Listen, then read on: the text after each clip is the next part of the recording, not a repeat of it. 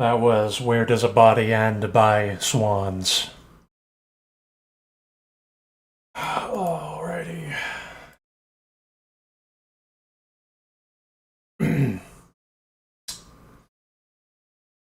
Well, now,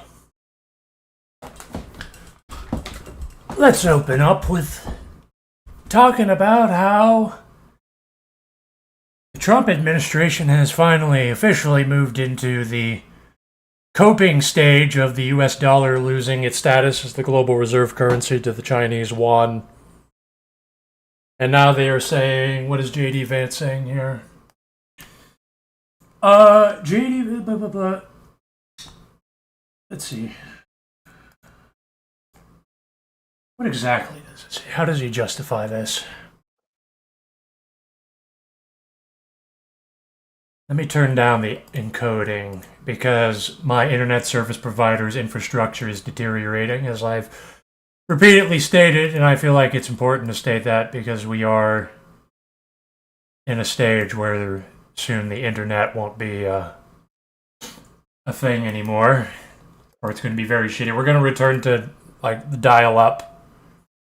They're going to have it on to say that it's on, but we're going to go back to dial-up speed for everything. All right, JD Vance, what do you have to say about the US dollar not being the global reserve currency? I'm this is like maybe super heterodox. I am not sure that I think the reserve currency is actually good for the United States of America. I think there is a good argument that reserve currency status is akin to coal in Appalachia. It's a resource curse, right? It allows your consumers to consume very cheaply, right? That's been the story of the American economy for the last 15 or so years. Even before that, is we can just borrow basically in an unlimited way because we have the reserve currency. That's exactly. So we're already. This is why most people you talk to are retards and consensus creatures, because you only need to talk to like ascetic, cutting edge wizards on the fringe of things who can actually foresee the future and don't care about like the immediate here and now and signaling to people and lying, scamming about the way things are, saying everything's fine in society so that you can, appear stronger than you are to other people. And everybody knows that the United States is losing its global reserve currency, the US dollar, to the won because the Chinese government maintains the bare minimum expected of a government, which is to maintain contracts and have consistency and stability and capability to defend contracts. So, first we were like, all Americans for like 20 years were like, yeah, that's never going to happen. China still uses bolt-action rifles and they still have horses and carriages. And well, here we are. Every country in the world is turning over to the yuan. Because you shouldn't listen to retards.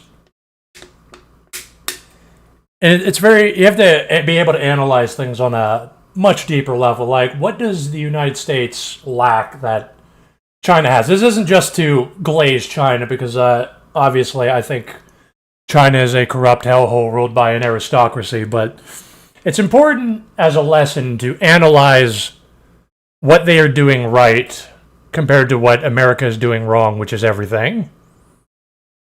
And the bare minimum is, like I said, maintaining contracts and having consistency and capability, exertion of force, providing positive freedom like a global reserve currency so that people can be free through that, which requires a strong, coherent, consistent government to maintain it. So here we are. Like, the world is just... There's different tiers to awareness in society. And I like the bag holder analogy. Some of us here, we've traded stocks. Oh, there goes the internet because the internet service provider infrastructure is collapsing.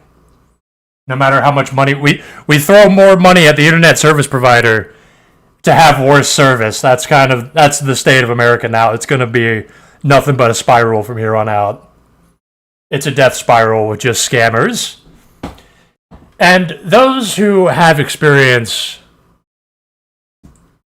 trading stocks or cryptocurrency or anything, you know that there's suckers, there's retards that are low IQ, have low abstract thinking, have money, they're stressed and ready to throw their money somewhere, and they actually want to believe the lies. They actually get fuzzy feelings from your salesmen in commercials lying to them. And they're like, well, I want to believe that things are going to be good, and I want to be a patriot and have faith in America. And you're the retards that go along with the scam. Those are the retards. And then there's the upper tier of retards who want to become the bag holders, who they have no stake in it, but they want to hold the bag. And then there's the bag holders who they're still all in on a product that's been dumped and is spiraling into worthlessness, and they have to lie to the bottom retards. The retards that know it's a scam and the retards that don't know it's a scam who want in on the scam or just don't even know what they're doing. Like, they're just a stupid pile of money just sitting around waiting to get robbed.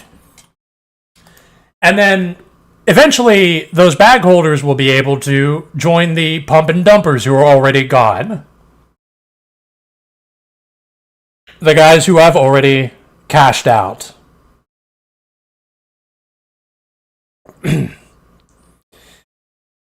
And that's all they're doing. They're drumming up faith and hope and optimism so that they can sell you out, so they can rug pull you.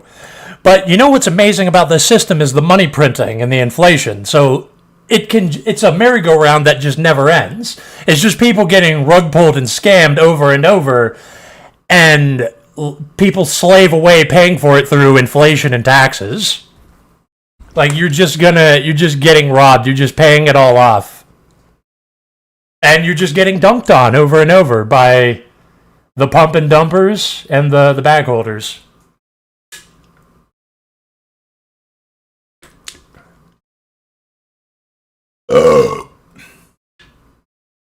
So it's like it's a never-ending rug pull of bag holders.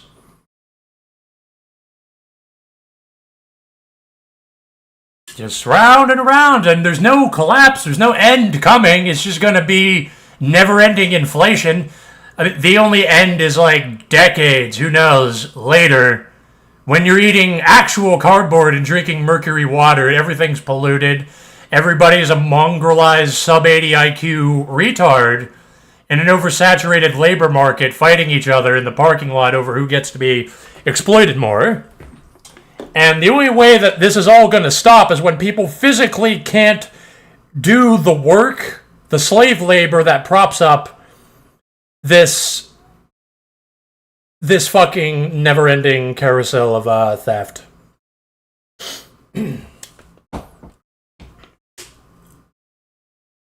Because you feel it. Most people are doing this. When you're bottom tier, you're bottom tier in the trades. You got tricked into going into the trades because you're going to make a lot of money. You're going to own a business, and then you find out that when you're a dumbass who's poor with no connections, you just work for Rusty the plumber at the bottom, being a shit kicker, getting your wage, being underpaid so that he can buy another truck, go to the Outer Banks of New Jersey and smoke meth. Exactly. That's what happened to me, first-hand experience. Yeah.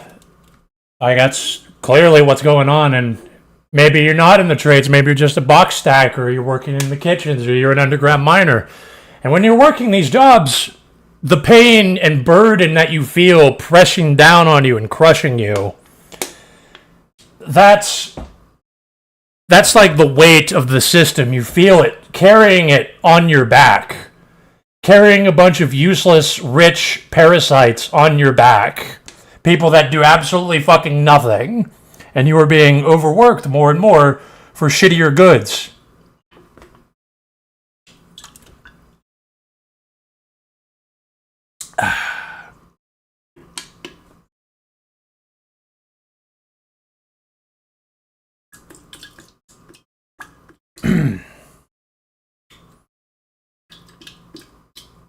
What did Trump say? He said, he's like, everybody's gonna be paying a little bit more for gas, and I'm not sorry, because it's worth it to make sure Iran doesn't have nuclear weapons, because Netanyahu will release the child rape videos that he has on me. He's gonna release them, and he's gonna take my assets, and he's gonna kick my family. He's gonna kick Ivanka Trump out of the tribe if I don't keep doing what he says.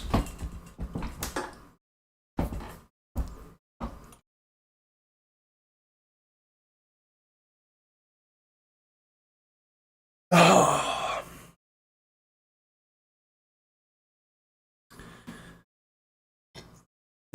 Americans are lazy and don't want to work the fields and all of the jobs I created, so all these hard workers are going to get amnesty. I can see Trump saying that in an LA rally. Yeah?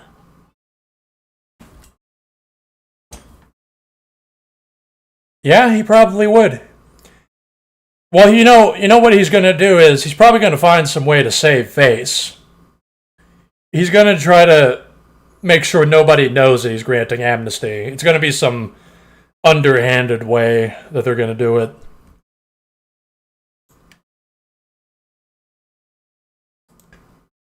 But yeah, he wants to. Like, obviously, employers want more leverage. And you get that by having more laborers. That's why capitalism needs a constant unemployed class. So that there's always this lineup of people ready to take your job. So that you don't have leverage. I have turned up my encoding to maximum speed, minimum quality, so I don't know if that fucks with my audio, but as I've stated repeatedly, I live in the Rust Belt, and we are officially at a stage of decline where we are returning to like dial-up internet speed, even though we pay more for internet than ever, and they get our tax dollars. Oh, that reminds me. Here's another funny thing. I want to just throw it out there. I want to throw out there.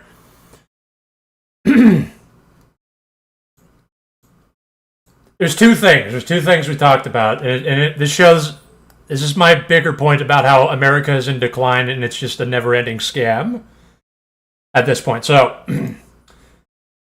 the U.S. invested over $500 million in the General Dynamics artillery plant to produce shells for Ukraine, but for several years, the plant produced nothing, per ProPublica. So we all know that Ukraine is like this giant scam, right? There's like billions of dollars just disappearing all the time. We all know this. Like, we don't need statistics. You can intuit this. You know what... If you have half a brain, you know what's going on, but there's like a solid fact in your fucking face right there that it's all a fucking scam.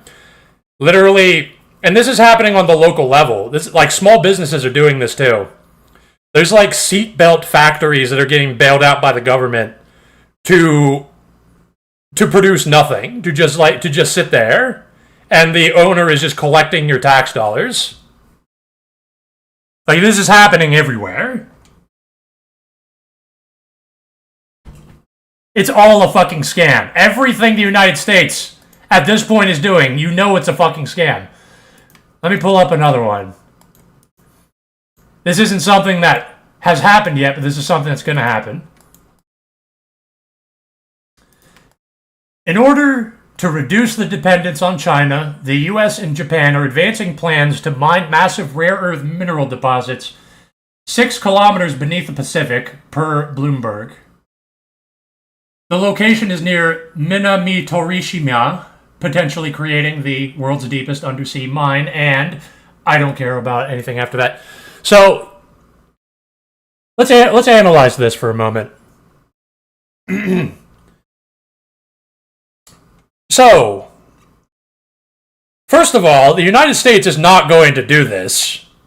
This is a lie to convince people that we're doing something about China's dominance of the commodity market. Right? So that's obvious. This is not going to happen.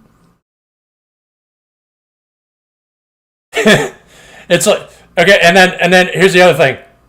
Even though this is not going to happen, billions of dollars of tax dollars are going to disappear into this.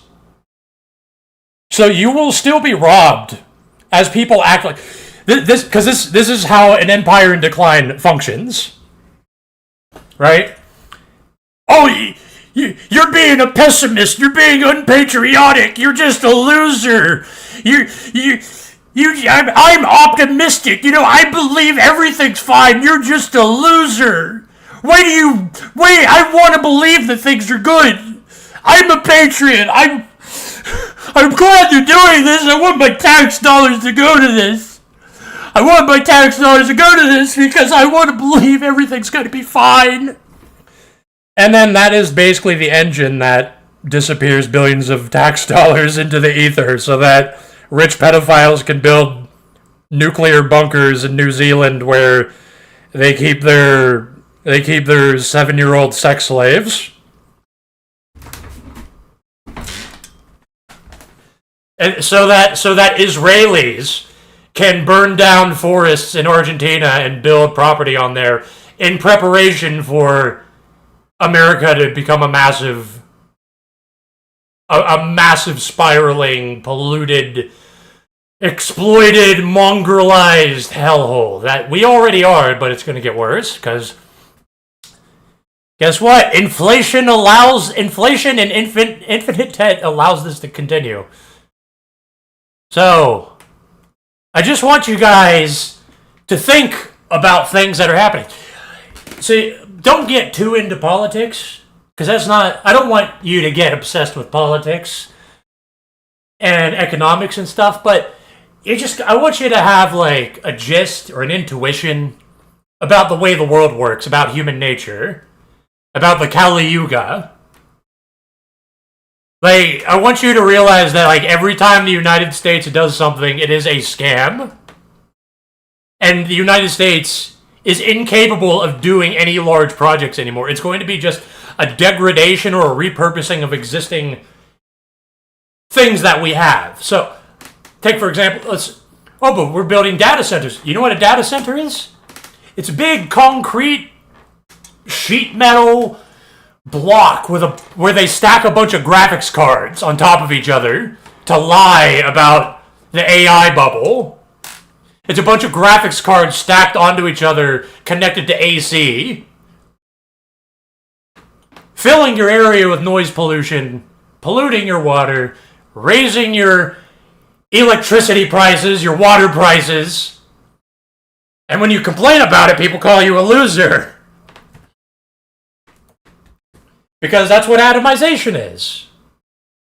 Nobody knows what's happening. Everybody's isolated.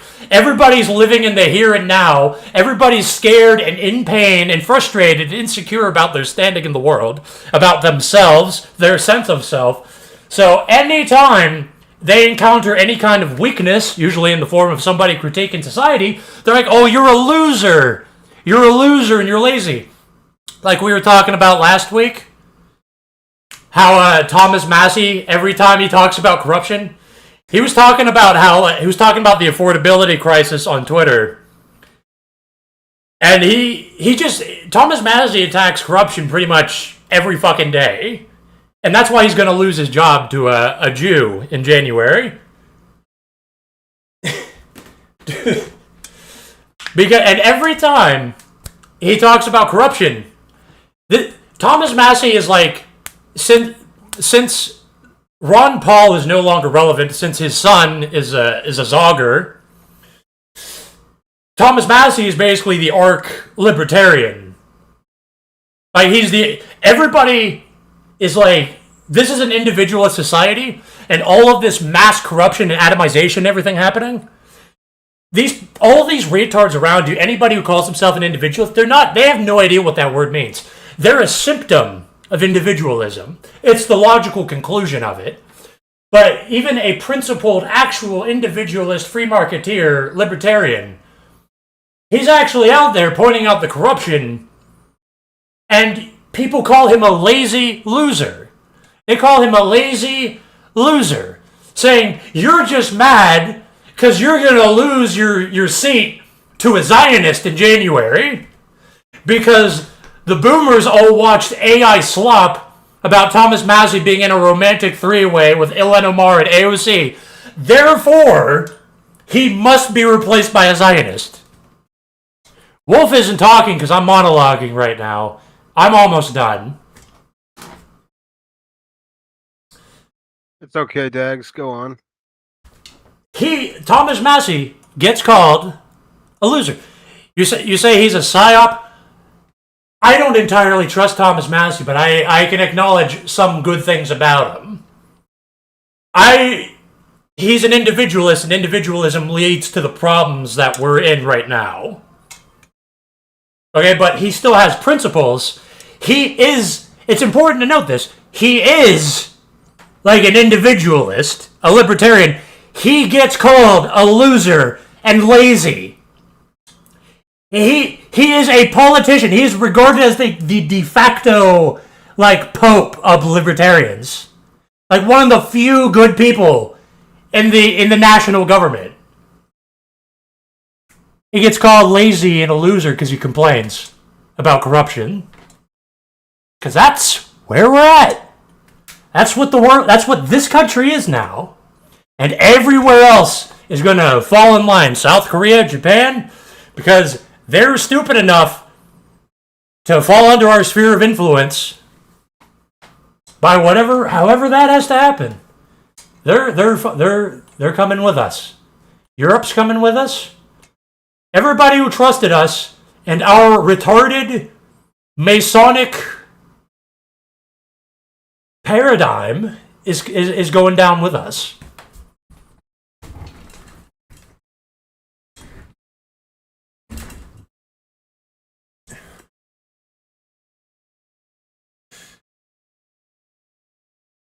These are just the thoughts that I've been having, looking at these tweets and shit. Because I have to follow these politics and shit, because people ask me for an example whenever I stop paying attention to shit, because I'm like, everything sucks. I get the gist of this. I don't care anymore. Then people like expect me to keep up with everything and give them like actual examples. And if you follow the news, if you do follow it, you will literally have example after example after example, just current day, how everything sucks over and over, that you have to apparently keep on you to convince retards who can't already intuitively tell that everything's like a scam. They don't already understand human nature. Because we're on the internet where a lot of people are arrested development, emotionally stunted retards that are ready to put on any hat, try on any ideology, pretend to be normal when they're clearly not, pretend to be a wage slave when they're a NEET, pretend to be successful when they're a janitor or a box stacker. And it's really not worth it to me. But if you keep following shit, yeah, you can just go down this rabbit hole over and over and see how everything sucks. Yes, everything does suck. Everything is getting worse. We are in terminal velocity.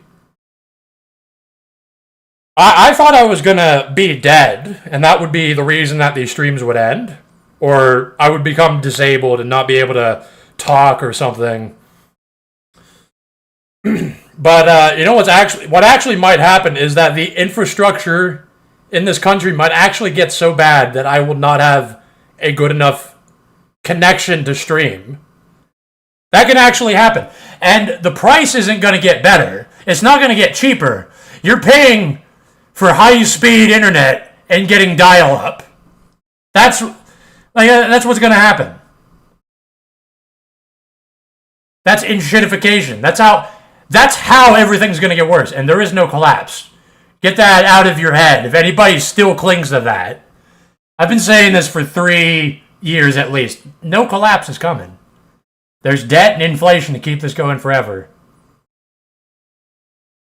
And the system is perfectly designed so that there's no accountability, so that they can keep stealing. They can literally live in this country and keep stealing money. Keep embezzling, keep enshittifying all business over and over. And nobody can even, 99% of the population can't even conceive of this, of how this works. Eventually a collapse will come, but that's decades away. That collapse is going to be so fucking... It's literally going to be like when wage cucks are literally collapsing. Like, the plastic, cancerous cardboard that they're eating no longer sustains them enough to go to work at all. And then there's no more labor. There's no more labor to pretend that the economy is real anymore.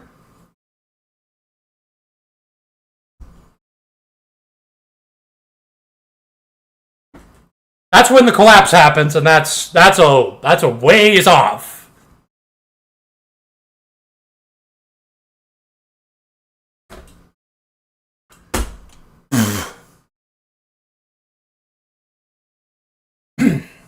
Everybody will be eating cardboard, fighting over who gets to be exploited more. Everybody's going to be mongrelized. Did you guys know that There's like literally there's a biological intelligence bottleneck of when people can do abstract thinking and hypotheticals. That's going to get worse too. You're going to be eating cancer. If you're going to be eating cancerous cardboard, drinking mercury water, you're going to be in so much debt. Things are going to be so unaffordable, yielding no returns. Everything's going to be like usury. Everything's just going to be debt. You're going to be in so much debt. You're going to have repo men stealing shit from you whenever you... It will literally be legal for collection agencies to steal from you. They can do it whenever they want. They're going to repeal the laws where hospitals have to treat people at emergency rooms unless you sign your life away, and then they can have the collection agencies steal from you, steal your house, if you even have one. Let's say you inherited a house. You're one of the lucky few. In 30 years, a collection agency will just come and steal it.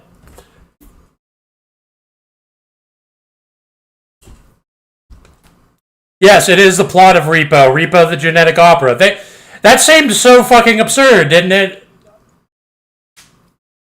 And now we're going into it. Trump is repealing these protections for poor people. These protections against being predated on by repo men. Yes, what's gonna happen? What's gonna happen when people go into debt because of childbirths?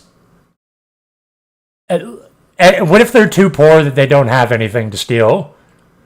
It's like, well, I mean, realistically, there's nothing the collection agency is going to do. They're going to come in and open your mouth and be like, they're going to rip out your fillings or something.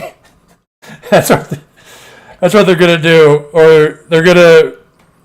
I wouldn't be surprised if liberalism gets to this point where, yes, there is indentured slavery from birth, where it's like, we will birth your baby, and if you can't pay us, the baby's ours.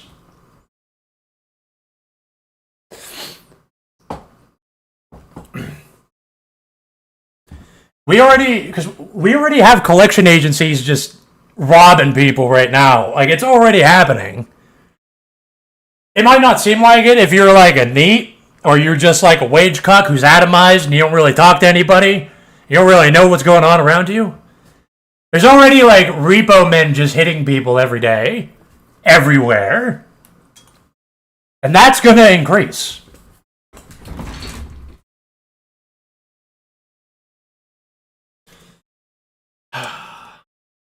It is absurd.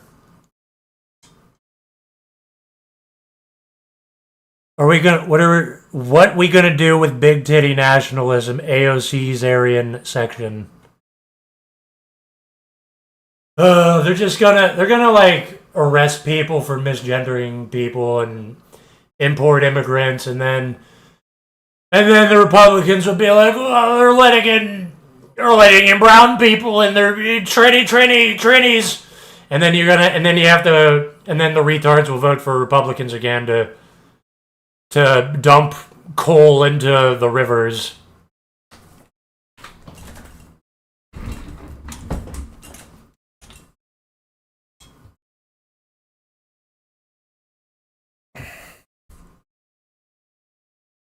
Now, you know what? Wait. Speaking of childbirth. No, here's something else that I saw on Twitter. What?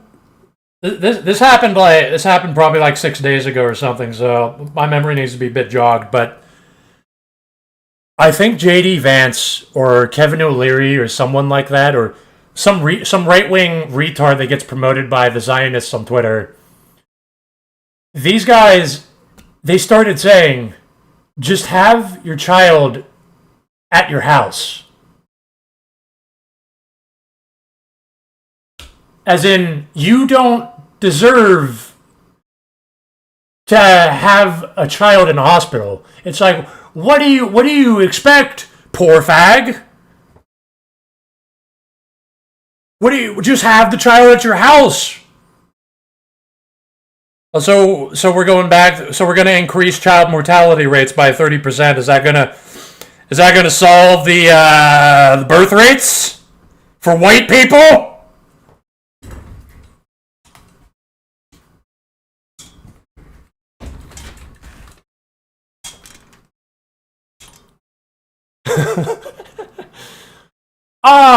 Thanks for mentioning flock cameras, because that's another thing that I saw. So this week, flock is a bit of a red herring because there's other companies, I agree. But there's a few interesting things that happened with flock this week. So, in New York City, they found that the Jewish neighborhoods in New York City don't have any flock cameras, unlike every area around them. The Jews don't need flock cameras. What's that string that they tie around telephone poles and shit so that they can go out? I just wrote about this and I don't even fucking remember it. It's that stupid string where during the Sabbath they can go outside because they're saying that, if we tie the string, this entire section of New York City is our private domain, so that we can trick God. We are tricking God right now. God is retarded. So this string allows us to go outside. So also within this string, the kibbutz. Within this string, they also don't have flock cameras. Because this is an Israeli-American tech company, mind you. And it just so happens that the Jews don't need flock cameras. They don't have to have flock cameras. There's also another Jewish neighborhood nearby in New Jersey. They don't have flock cameras either. It's really weird. I don't know why that is. If somebody can tell me. I don't know why that is.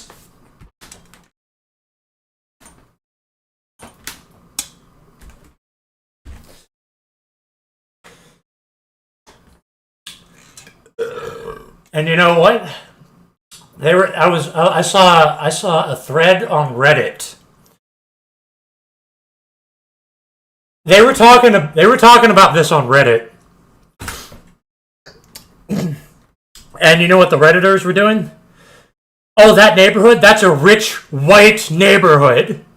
That's rich privilege. That's white privilege. That's rich white privilege. Typical rich people and white people and rich white people. Typical white privilege. That's why they don't have cameras there. Typical white rich privilege.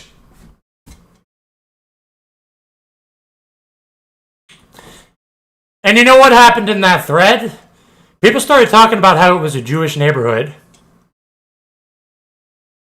And whenever people started talking about that, the Reddit mods deleted the thread. Because that's what they do now.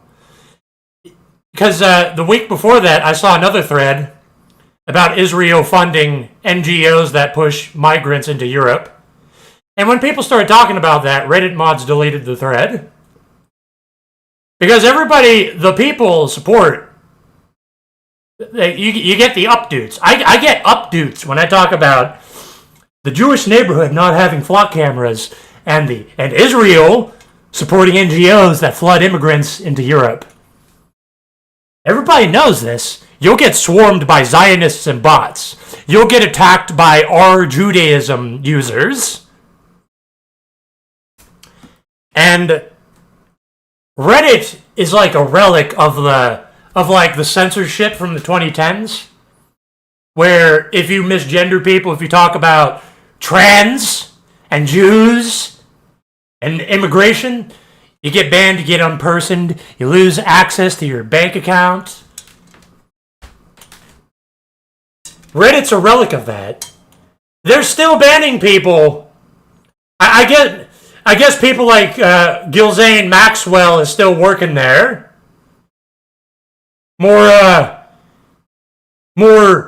rich people of a certain ethno-religious persuasion. Very odd.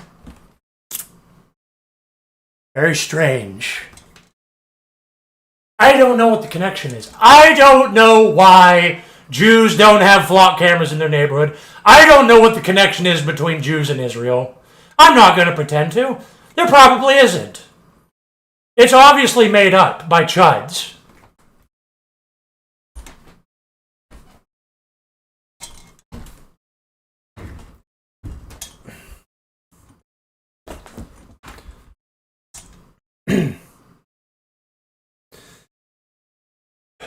I'm really active right now. I wasn't expecting this.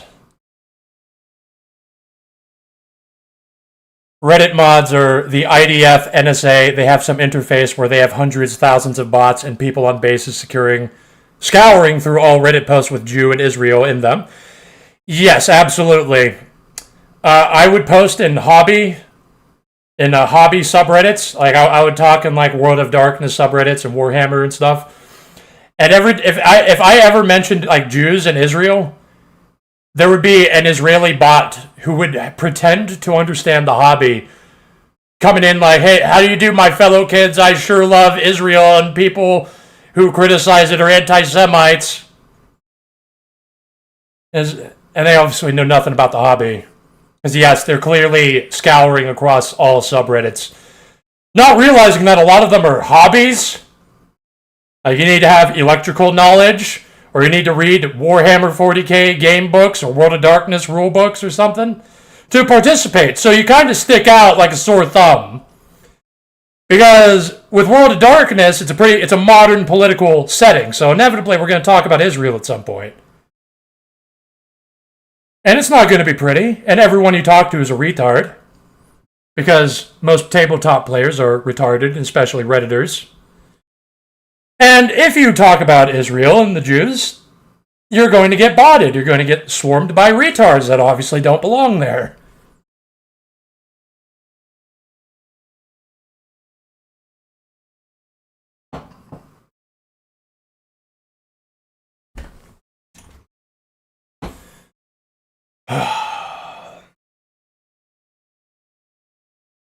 So yes, that's absolutely happening, your claim. I have anecdotal evidence.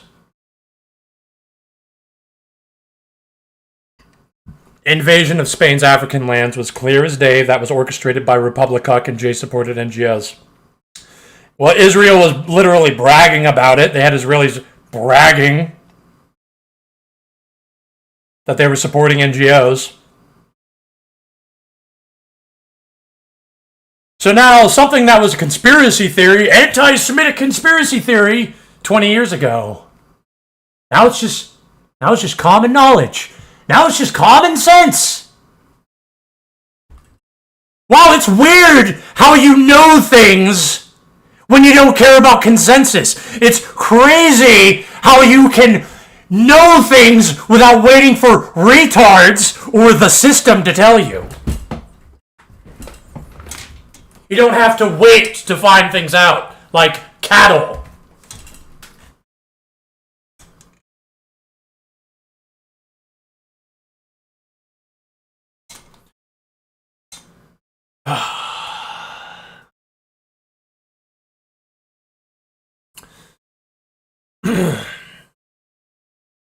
The Redditors don't really delete the individual comments. They delete the entire thread. Whenever people are getting upvotes and everybody's talking about Israeli NGOs and the Jewish neighborhood in New York City that doesn't have flock cameras, they delete the whole thread.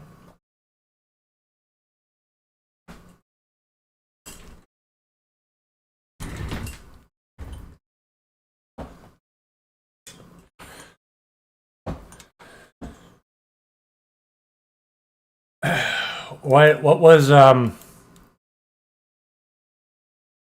remember when 4chan got hacked by the Soyjack party place and they found internal data that showed most of the users on the site come from botnets associated with Israel? I would believe that that was possible. I saw something that may have been fake because that seems like it would be the case, right? Because when I saw that, I'm like, that's true. That explains everything. But allegedly, that claim may be dubious, or maybe the counterclaim is itself dubious that it's dubious.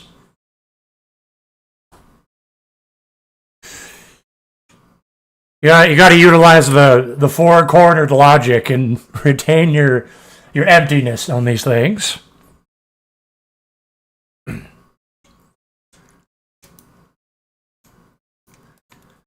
It is fake. Yeah, I suspected as much. It seems like it's real. I don't blame people for believing that that's real. I would believe that. If that was true, like, would you be surprised? You wouldn't. That's why they made that image.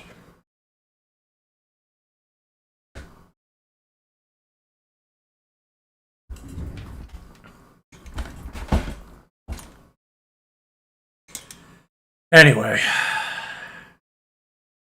it was part of ruling the right wing into Epstein-Israeli allegiance.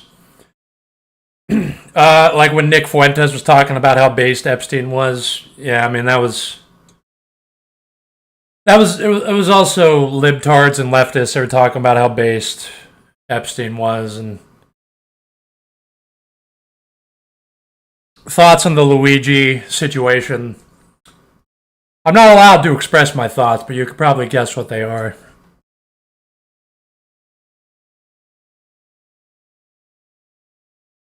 Hey, Dags, is Ben Shapiro going to debate Nick Fuentes? I heard something about that. No way. No way. There's no way. Jews literally can't argue sincerely with people. Because it's literally like he has to lie to you. He has to lie about Israel. Israelis have to lie to you. Like, they do not care about the truth, and he will squirm with you with like some skewed statistics hoping that you don't know. There's no way. He won't do that because you can't, if your entire business model is on grifting, you literally have to avoid sincere people, sincere, educated people. That's how you survive, which you can. You absolutely can survive. Shapiro's on a sharp decline. Asmongoldstein is, however, still the top streamer. Asmongoldberg.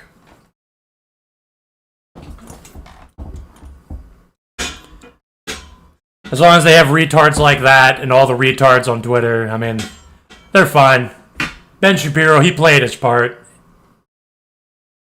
He doesn't have to really do anything. He's kind of like, he's already like a top Mossad asset who's got all of his money. He's basically like, Ben Shapiro was literally the whipper that whenever Elon Musk retweeted those poll memes, those anti-Semitic poll memes, they had Ben Shapiro come in, and he was the one holding Elon Musk's leash and dragging him to all the sacred sites and the Holocaust museums.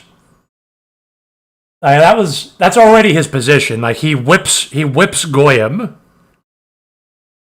He doesn't need to debate some retard because the cattle don't need you to. The cattle aren't going to have their minds changed by you debating. They're not even going to, like, they wage cuck over 60 hours a week, and in their minimal amount of free time on break, driving, or going to sleep, they pull out their phone and they look at immediately what's on the front page, and they see Asma Goldbergstein, or they see Elon Musk retweeting some retard. That's the cattle. That's the cattle that should be ruled by the Mage Council, right? They don't care about your debate because your debate's not going to happen.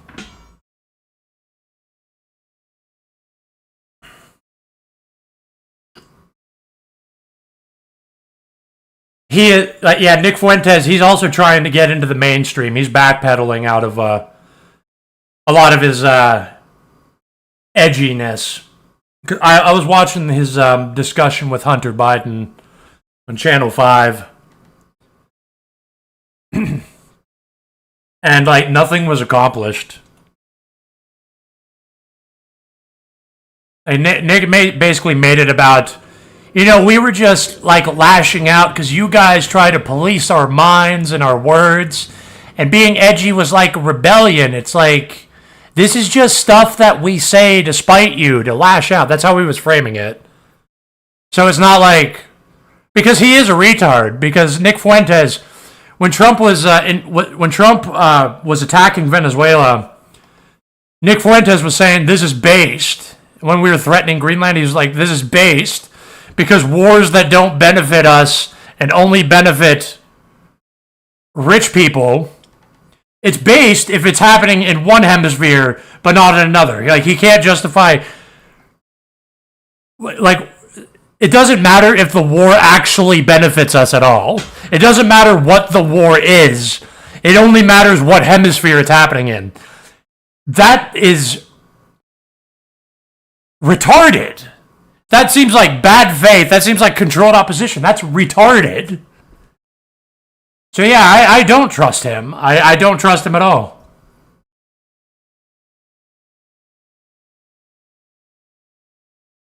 He has some good things to say about IPAC. I like what he said about it's good that people know about IPAC, but you need to know about other things. You need to know about NGOs. You need to know about the ADL.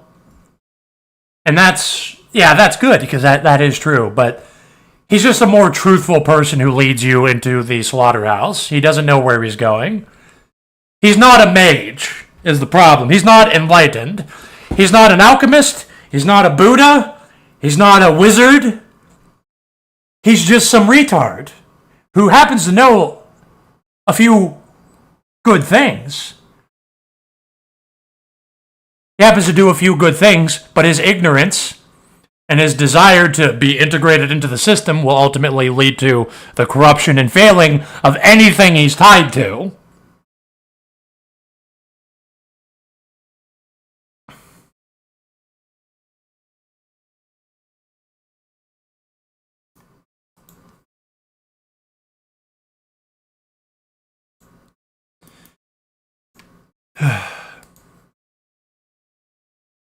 Steven fucking Crowder beat Fuentes in a debate. Let that sink in.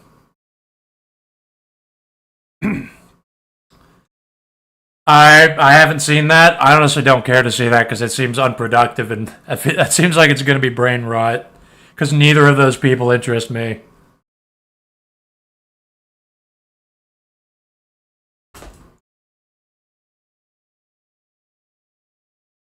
Nick wants a consumerist society that's ran by AGI, or he said shit like that before that will lead to such a society. He's just obsessed with being strong due to his physical nature and being bullied in middle school for not being athletic. Yeah, I don't trust him. He is a retard. I don't trust anybody who's not a wizard.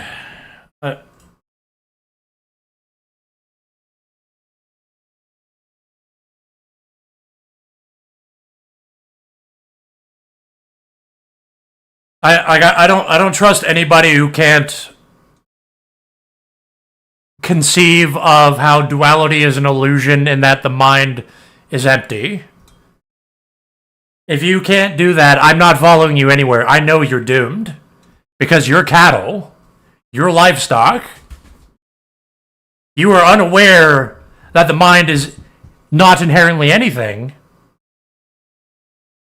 and you're unaware of your infinite potentiality and to realize that the absolute is not in these material things.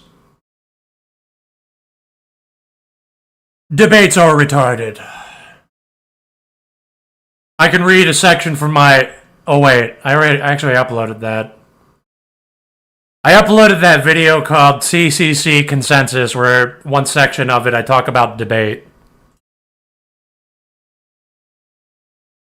And it's basically, I'm not going to get into it, but it's like, it's not how ideas are really explored. It's just consumerist. It's consumerist commodification of intellectualism, where retards can live vicariously through their fighter, and nothing really gets resolved. Because most of the amazing discussions that I've had is with people where we're relatively on the same page and we genuinely want to change each other's minds. There's no fight happening. Sometimes fights need to happen. If like there's like ideas that are so far apart that you kind of have to fight it out at first, but it should be done by good faith people where the objective is not to fight. The objective is to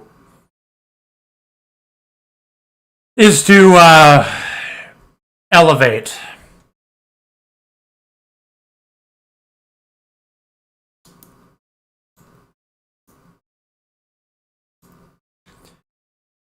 Whoever does not strive for knowledge is defective and weak in authority and therefore ought not to be called human, despite having the same form and figure of a human being. Well, see, we shouldn't even innately care about human beings is a thing. You do so for practical reasons, but you know that the mind is not inherently human. And you know that the world doesn't, like the universe doesn't actually revolve around humanity. And that it doesn't matter if someone else is a human or not a human. Because an animal is weaker than you, usually. It doesn't mean you can dominate it. Sometimes that means it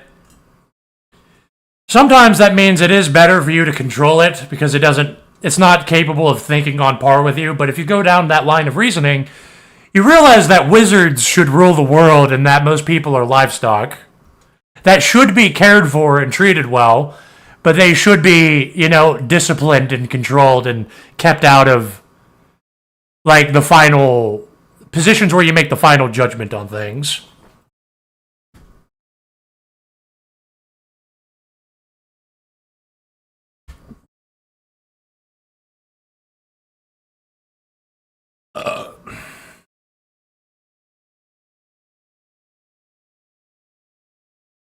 Yep, and that quote is referring to the otherworldly party of a human, which normies do not use because they live like animals.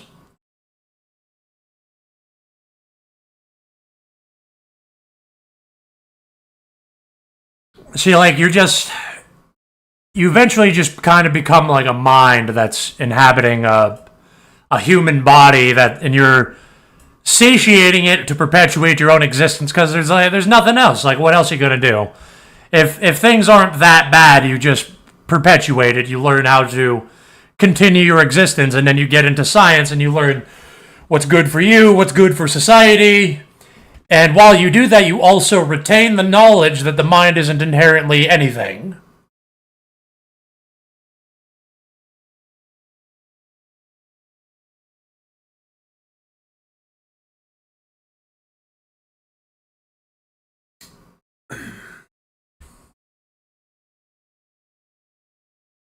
Which is that's pretty much my foundation is it's like Hegel and Buddhism. They don't presuppose anything.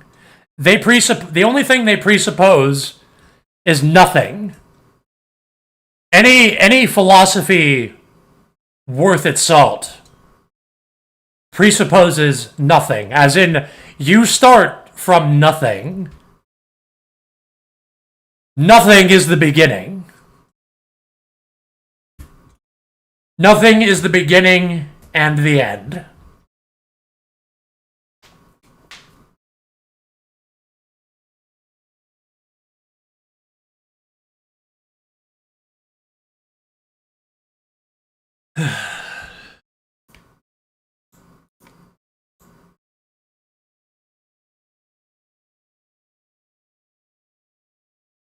Collective Dismal is going to debate Magic Man on a philosophical debate on his channel. The stream is starting tomorrow. Okay, that might be worth listening to.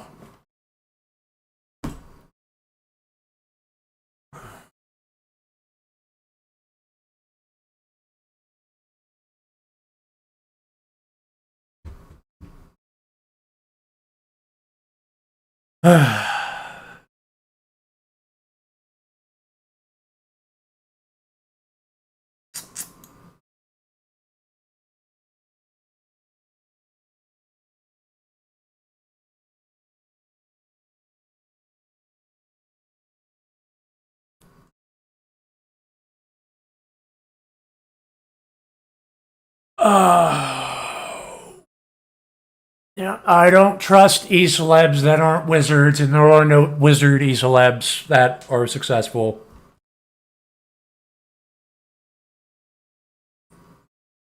The debate is why shit is the color brown and not the color of food you eat. It's a serious issue that even philosophical minds like Nietzsche never talked about. Oh, are you just trolling? There's no debate happening.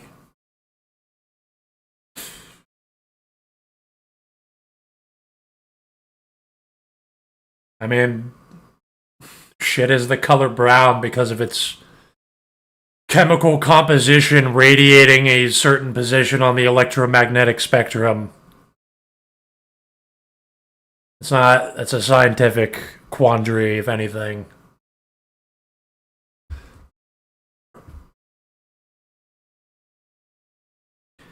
Dags, did you see that Trump wants to outsource cybersecurity attacks to private companies, most likely so OpenAI can say that Seoul hacked Iran, but provide no proof just so stocks go up?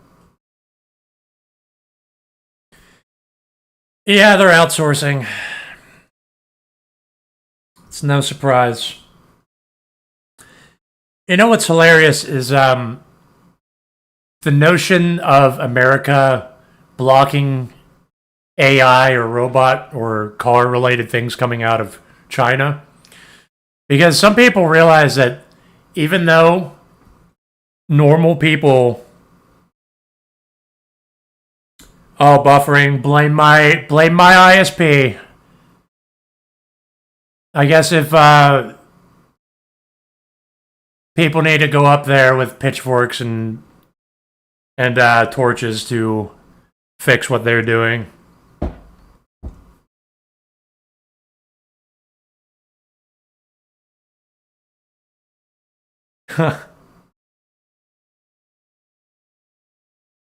Exactly 1 hour in, getting hit by the dial-up.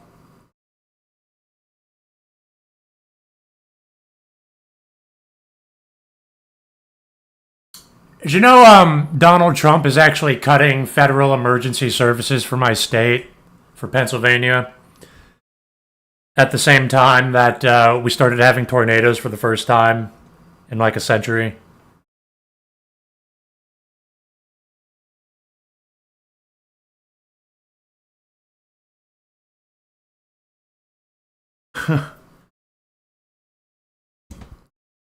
Oh, wow.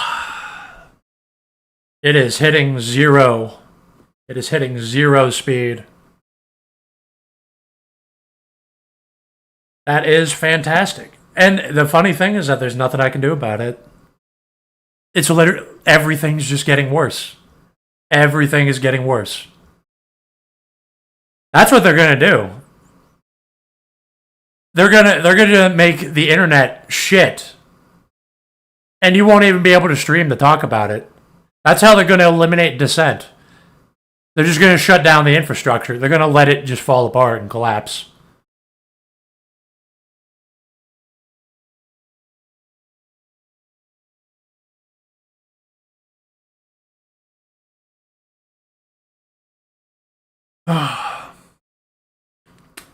I'm hesitant to speak until I see that internet speed go back up.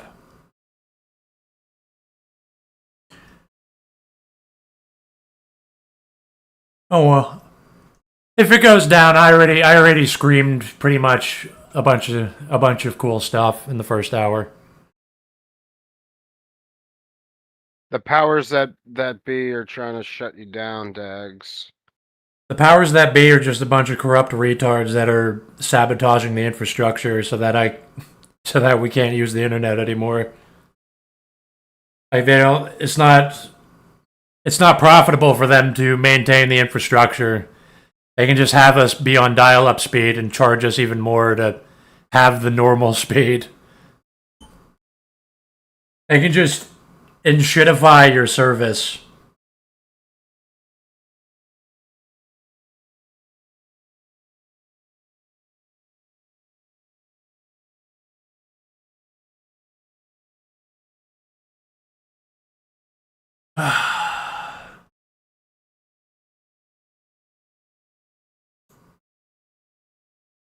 Kaze, no tam.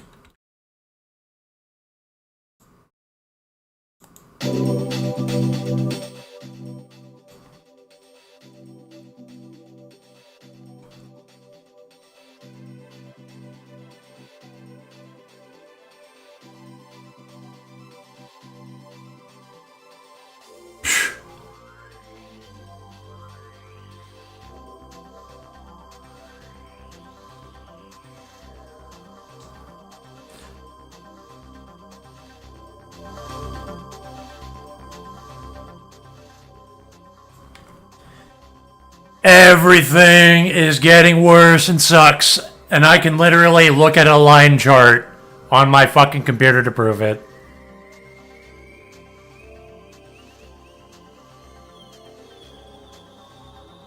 Not that retards care about empirical evidence.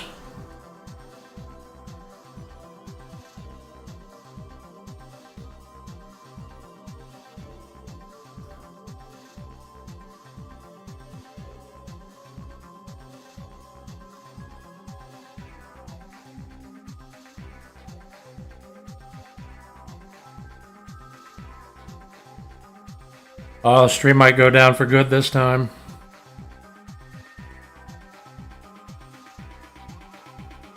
Zero kilobytes up.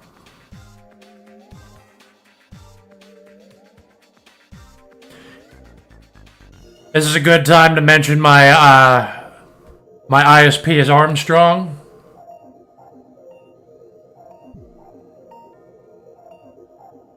So you can thank Armstrong for this quality internet.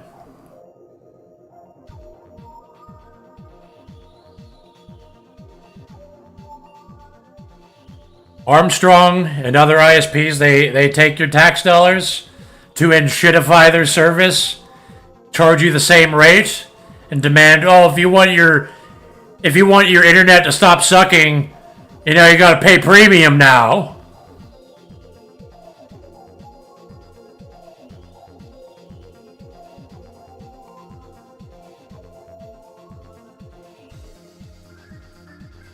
What did you think the downward spiral of society was going to be like?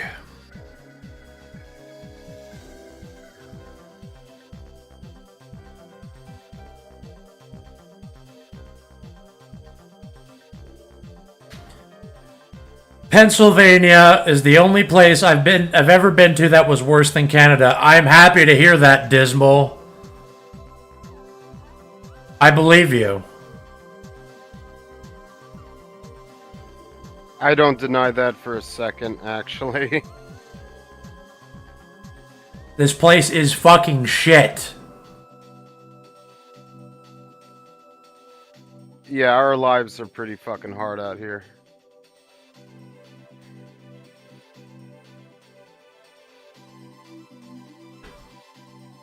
Look at my fucking look how great my internet is. We pay fucking like $120 a month for this shit. Yeah, but who cares? Armstrong will just... Not only will Armstrong get your charge you a fucking premium to have your normal service, they're just going to get your tax dollars anyway. On top of that, and you're going to be paying off the fucking inflation too.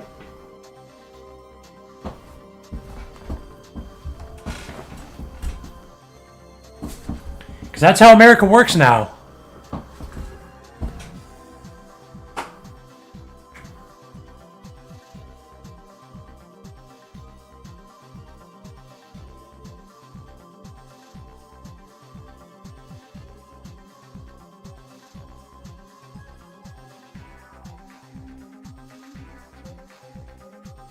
Libertarians are right about monopolies necessarily leading to diminishing quality and price gouging. Yeah, they're just wrong about the solution.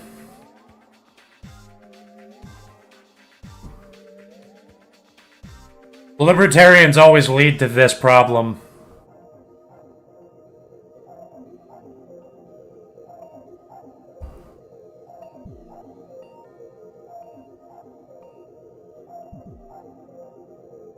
Pennsylvania is a shithole that's going to be polluted. Everything's going to be degraded and cost more. Everybody's going to be more insane and insecure and bitter about living here. Because that's also what you got to factor in, is that when you go outside, if you talk to people for longer than like one encounter and you have to form a relationship with them, or if you need somebody's services, like even a tow truck, you're going to see the reality.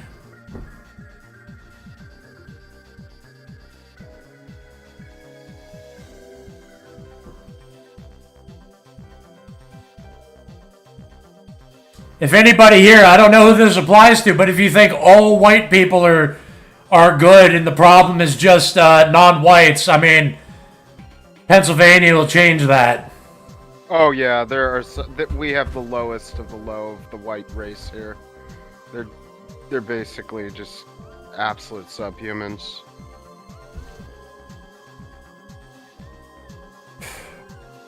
Yeah, like that's why I don't talk to anybody. Most of the people I'm avoiding are white. They're all garbage. Definitely. A bully I went to high school with, who tried to like sexually assault me back when I was like 13.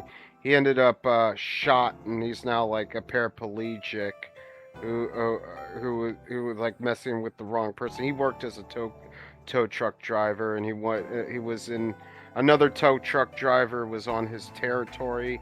And if you know anything about tow truck drivers, they're very like territorial. It's almost like gang war, mob wars with them.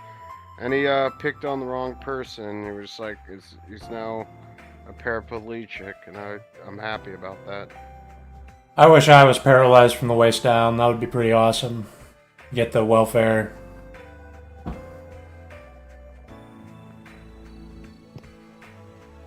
But yeah, now tow trucks. If you poke your head into the affairs of local government, you'll find tow truck drivers constantly like fighting each other and trying to use the local government to run each other out of business. This is what small businesses and independent, like self-employed people do in small towns, especially in Pennsylvania. Because they'll literally use the local government to run you out of business, and then they'll talk about how they're free marketeers, and they also collect welfare and talk about how other people are losers for being on welfare. Just fuck this whole country. Just napalm everywhere. Just everybody should be set on fire. There's nowhere in Canada that's as bad as Reading or Philadelphia, Collective Dismal says.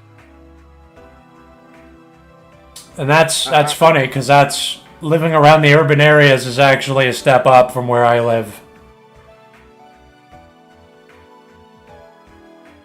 So it only gets worse when you leave the major cities, the two cities.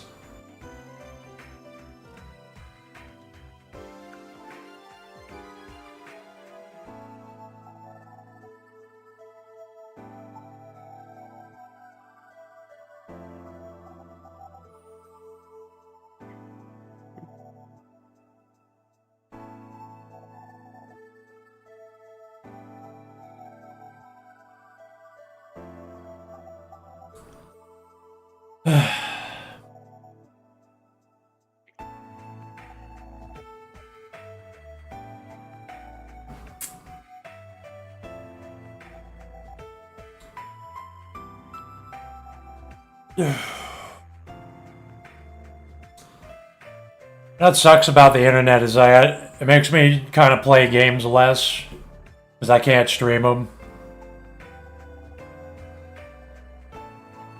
Last time I tried to stream a game, it was running at 1 frame per 10 seconds on the stream.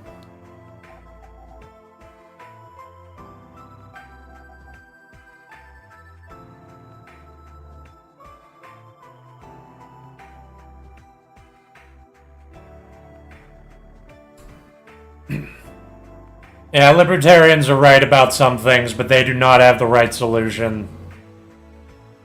They're still living in like this false dichotomy of us versus the state. They don't realize actual libertarians concede that like we need some amount of government and that we have to actually synthesize. But they still have this false dichotomy of us versus the state, which inevitably leads to this never-ending spiral of They keep blaming the state. They don't realize most capitalists want the state to be corrupt. They're corrupting the state. Like, libertarians are attacking the state over and over, and everyone around you, every businessman around you, is strengthening and corrupting the state. So you should be trying to protect the state against corruption. And I understand some of them, they're like, well, that's why we want to eliminate fiat. We want to eliminate these ways that corrupt people can use the government to destroy society.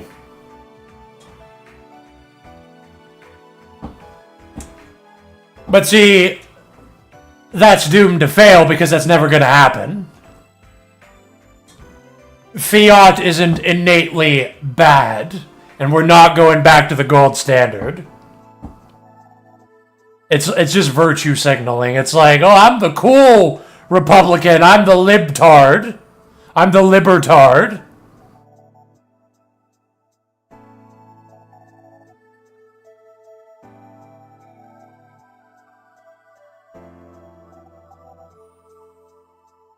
They still worship capital in the market. They still have their false gods. They don't revere the true absolute, the totality of everything. This universe and beyond.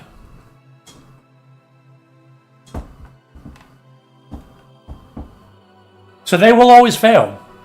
Because they cannot conceive of the absolute.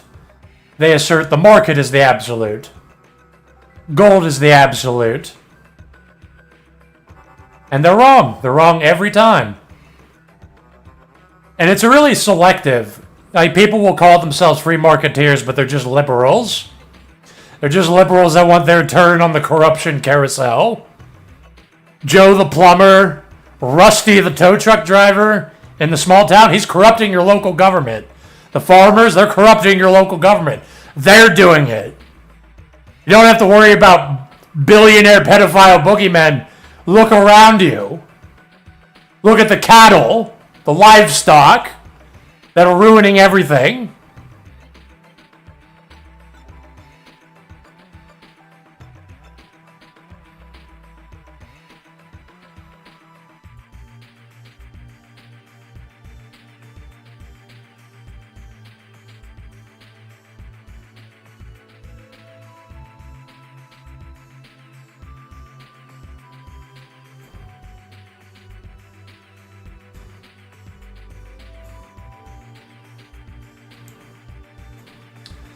But I'm not...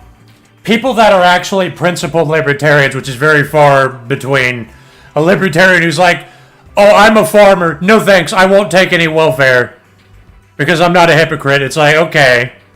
So there's some value to you. I don't agree with you, and your ideals will destroy society. But there's some use out of you, right? You're not a complete retard that needs to be collared and kept in a fucking pen. I can use you as an expert or a technocrat. You're one of the better slaves. You're a thinking slave that shouldn't be trusted with the final decision on society.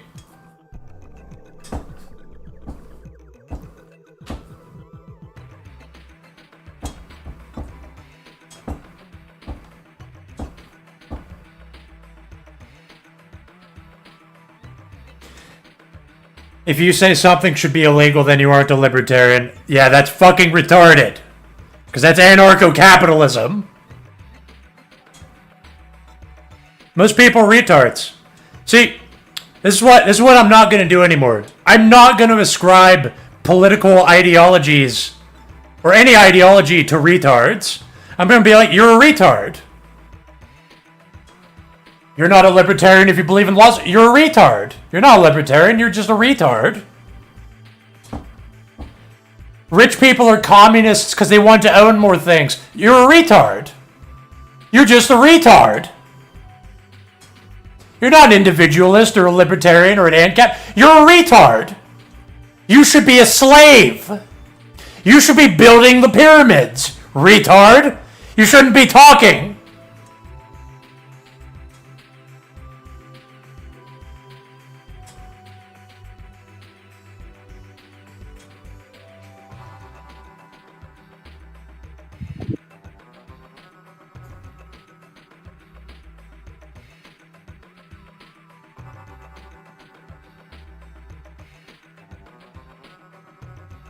Sup, Hudson in English.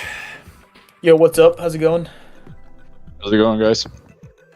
Pretty good. I've been screaming, but my internet service provider's infrastructure is still collapsing, so it's running like shit. But I'm recording anyway. That's good. You always got to record a backup. What you guys been talking about? Pretty much everything. I would have to go down a list. What was the first thing? It was about how JD Vance, he was If I talk about what I've been talking about, we're going to talk about it again. But JD Vance was talking about, it's good that the US dollar is not going to be the global reserve currency anymore. Because that's where America is. Because now it's like, now the scammers are coping. They're like, well, it's good that we're going to lose everything. Yeah, I read that JD Vance is he adheres to this ideology called post-liberalism. Which is like, I guess it's sort of rejecting, like, free market capitalist abundance theory. And it's like sort of embracing this weird, like, tradcath, internet ideology. I don't know much about it, but yeah, it's called post-liberalism. I think it was explored in this book by this like guy called Patrick Deneen, and he talked about how liberalism failed. And I agree that liberalism failed, but I definitely don't think JD Vance is going to bring a suitable replacement. It didn't fail for him and the people that made his career. Yeah. What incentive does he have to discontinue it? He was built by Peter Thiel, like a capitalist bloodsucker, so... Yeah, that means nothing. He's just going to continue liberalism in its, like, dying stages. Did you see his podcast on Joe Rogan?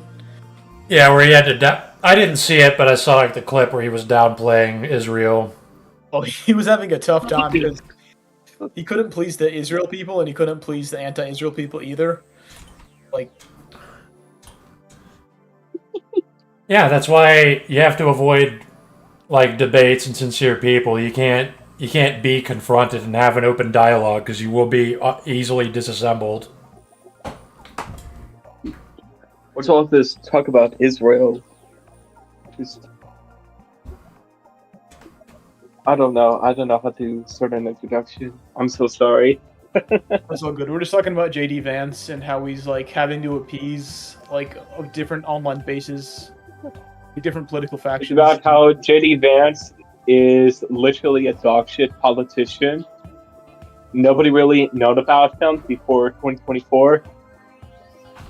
And how he used to go and shit talk Trump during the 2016 election before coming around and sucking his dick. Actually, groveling on his knees and sucking Trump's dick during the 2024 election. I had to read his book actually for school. They had us read his book, and in his book he was like really criticizing like poor white people pretty harshly.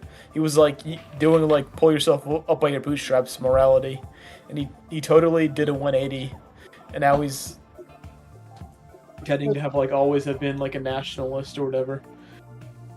He was I didn't almost, read like, his. Definitely. I didn't read his But the book, but I problem- watched the movie, and it seemed like the moral of the story was you should abandon your family and go to an Ivy League college to be a better person. I guess then, I don't know, maybe JD Vance, of course, just wanted to be like a soulless reptile or something. I mean, sort of it, I guess. I mean, usually, of course, the influential right-wingers from from an Ivy League college, would be someone like Bronze Age Pervert, who's a fucking retard. Dude, I hate Bronze Age Pervert fans. They're so annoying. I just fucking hate Bronze Age Pervert in general, and I hate all of his followers. I hate I don't all know of why his people think he's like business a genius. All he does is like post pics of gay guys, of gay bodybuilders. All he literally does, though, is just sort of just invoke Nietzsche without probably never once reading any of his works whatsoever, and instead just getting it off of sort of just quick. Probably nothing more, of course, than just heavily biased and skewed. Sort of just writings about him, just excerpts about the guy by other users on the shitty Sallow forum. Or feel some like- other shithole. All And then, of of course- Bronze Age Pervert's philosophical polemics are all done in service to promote Zionism, like low key.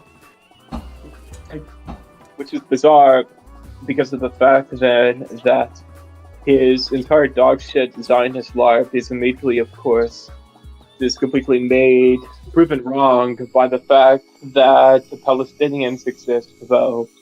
And pretty much they go in, of course, in BTFO IDF, despite pretty much just having shittier weapons. Yeah, who's the real Bronze Age warriors? Like the Palestinians? Palestinians, of course. Sort of the Israelis need like millions of dollars worth of US taxpayer money to actually do jack shit, though. And they have to go, of course, and get the strongest countries in the entire fucking world to support them, whilst, of course, barely winning against like a handful of incredibly pissed off Palestinians. It's just absurd.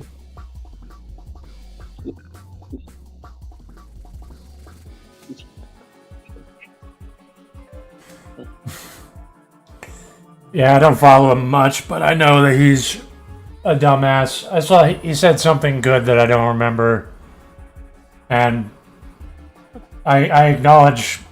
I can acknowledge when somebody who's like shit and would doom society says something good. Right. I mean, Bronze Age Pervert is very, very, very important because he has a lot of influence, though, especially within the upper echelons of society. I think he's also followed by J.D. Vance, the Vice President of the United fucking States of America. So this is enough of a concern.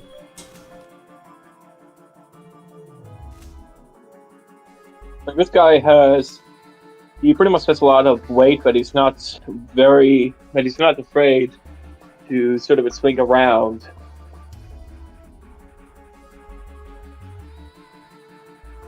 So yeah. And when anybody successful is obviously not to be trusted. Nobody actually insightful and threatening to the system is going to be promoted. Obviously so,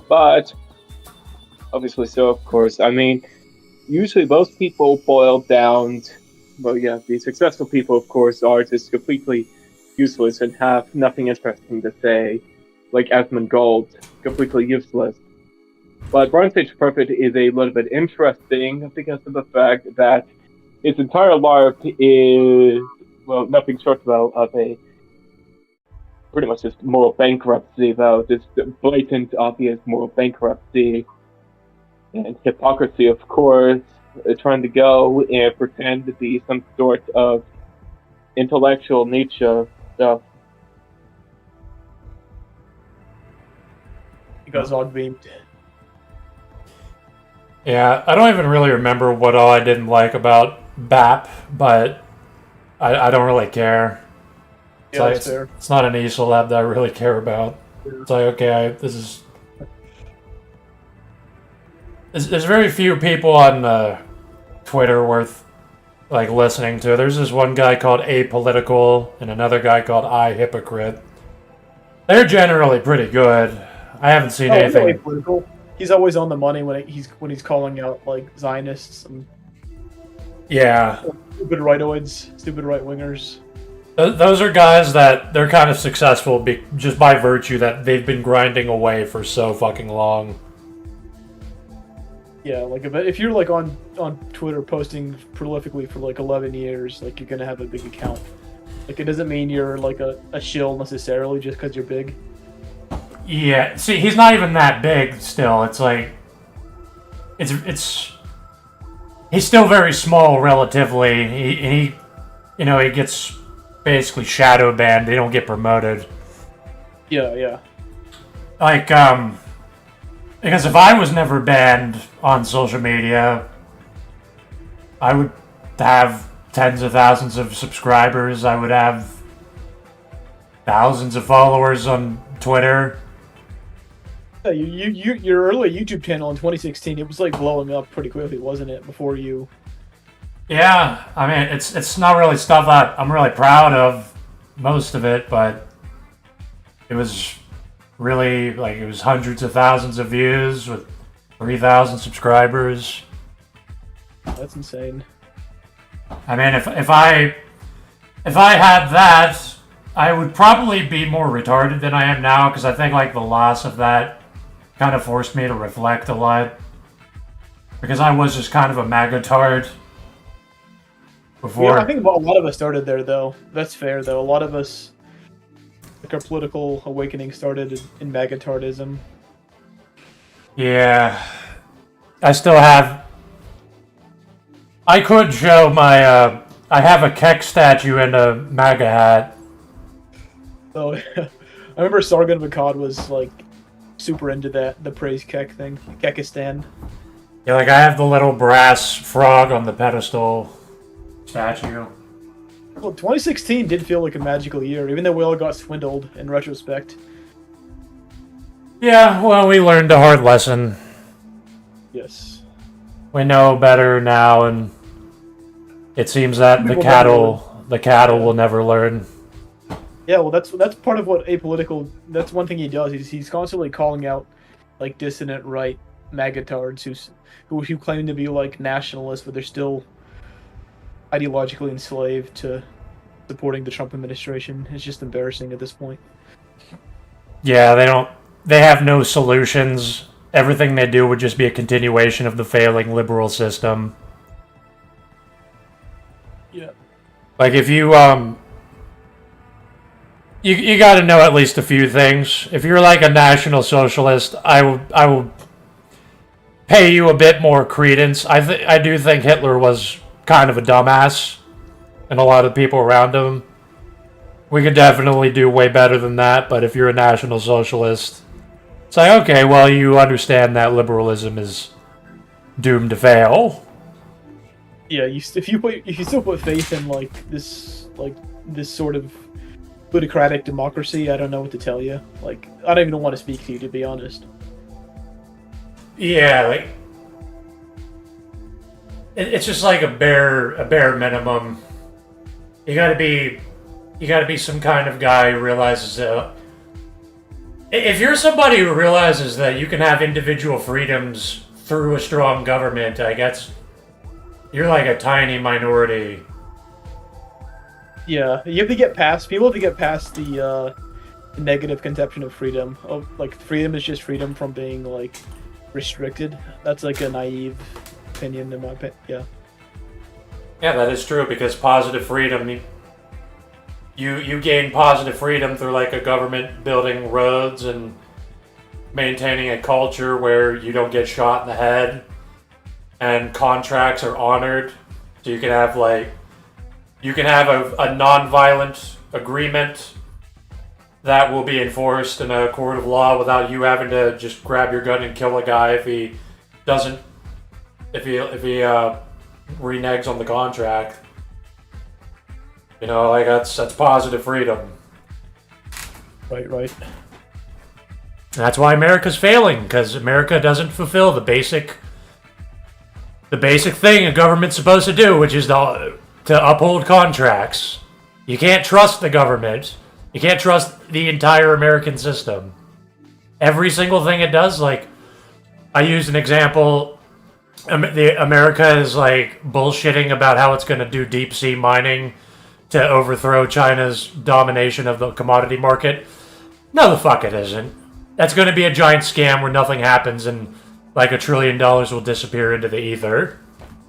And we have to like invest $6 trillion into data centers to compete with China because we're totally like our country has totally provided evidence of being like nationalistic and supporting the well-being of its citizens. Like, are we supposed to believe this shit? Like, Trump wants 600,000 like Chinese students to be imported like on a yearly basis. You can't trust anything. You can't even trust the patriot rhetoric because it's not real. It's bullshit. China actually is racist.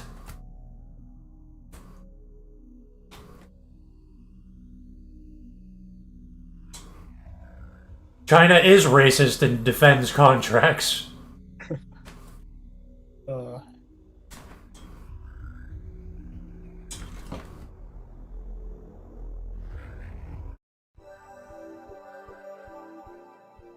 Wolf, what's up with you? You know how it is. I did a little bit of a stream when I got home from work. It was just actually not a bad beginning of the week of the wage slave for me. Week of wage slavery for me, honestly. Had no problems at work. Just been dealing with my own health issues. I like to keep private. But other than that, I mean, I've been just trying to relax. I feel no pain right now. And I'm just trying to be grateful for the very little I have in life. Dude, I relate to the wage slavery thing because, like, every now and then I'll have a couple of weeks where I'm like, nothing goes wrong at the wage case, and I'll be like, you know what? Maybe I'm, like, conditioning myself to, like, be okay with wage slavery. Like, maybe this isn't that bad. And then I'll have a day that, like, ruins my whole conception of me progressing and accepting my wage slavery, and I'll just have like one terrible day at the wage cage and I'll realize that like the idea that it was getting better was an illusion. Well, it's all an illusion because you're forced to go to a place and do certain tasks, and they, you know, pay you peanuts for it. And I mean, I'm living on my own. It's fucking hard. I'm kind of jealous of the NEETs, but Yeah. I'm just trying to keep my sanity, or you know how limited I have. I mean, yesterday was kind of cool. I did some exercising. I walked like 10 miles and I went swimming. I've been trying to keep myself a little more active. Been fasting more, like I'm doing right now. Oh, that's nice. I'm trying to take my health into more consideration as I get older, but you know. It's just hard. Everything's hard. I just see everything collapsing around me, and there's nothing we can do about it. Yeah, it's hard to be motivated. Absolutely. Yeah. Essentially, I'm just trying to, like, my main concern is just trying to avoid infections right now, which is a very real Yeah, you threat. had that bad tooth thing. Has that been cleared up, or? Yeah, but today I had like pink eye, which sucked, but seems to be over now.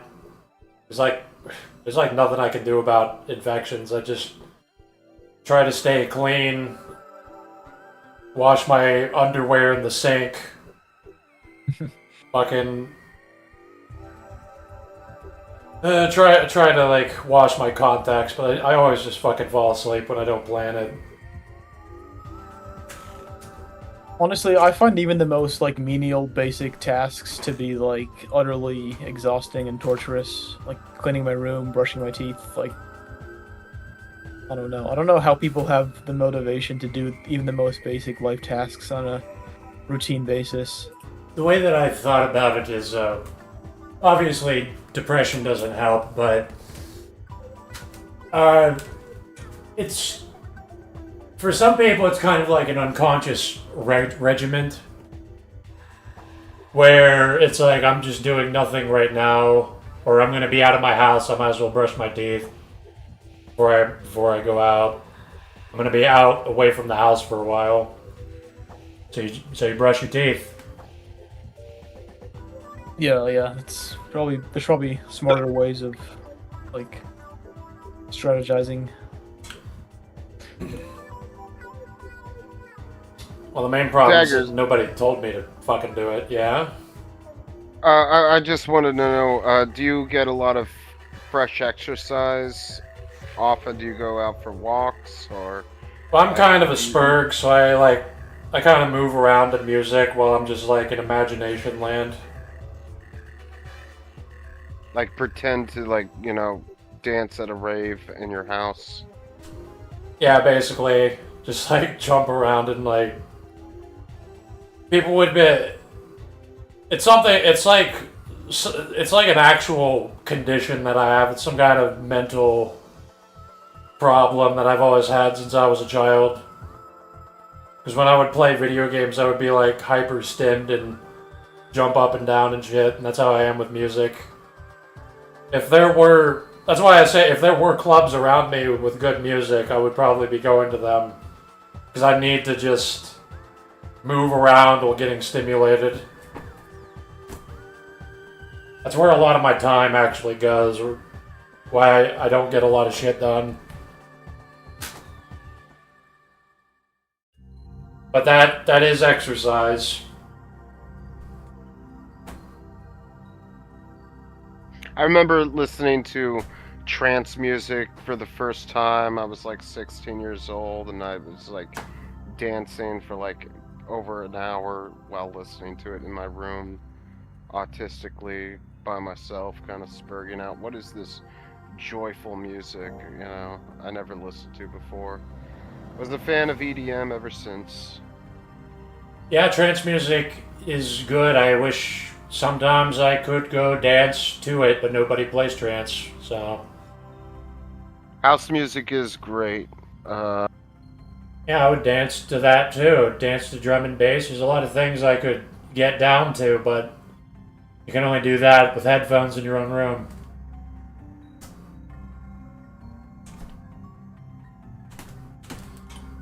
Dancing is fun. There's just nowhere to do it. Like I would, if I could paint a picture, I would like to imagine that I am like, I'd be like some kind of shaman wizard in a tower that is just constantly gesticulating and like moving around the fire. I'm like communing with spirits and shit when people find me. I'm just constantly lost in imagination land, just constantly moving to the music or just nothing.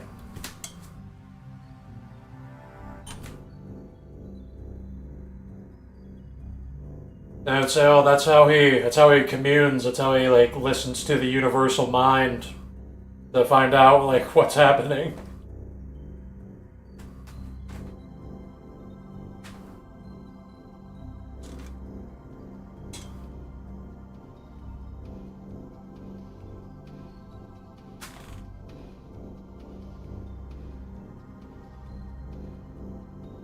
In China, everyone just dances in the streets in a giant crowd of older men and women and attractive younger women every evening. If the music's good, I would join in on that. See, like, I should try to get. yeah, Oh, I was wondering if Collective wanted to join the VC. it's probably wage cocking. Yeah, I was about to say. He made China sound like absolute heaven, though, compared to the United States or Canada. Well, it objectively is better in some regards, but it's still brutal and backwards in some ways. Oh, I bet. Like, I mean, for one thing, there's just the spiritual fulfillment of knowing that you're in a society that is improving and has a focus, which means a lot compared to being in America, knowing that there is no hope, there is no point. They probably have a higher trust society there.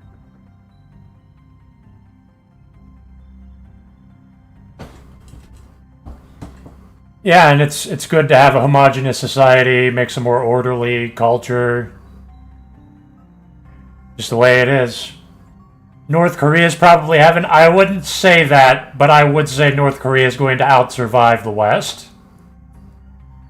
South Korea will be flooded with Indians and they'll be eating cardboard.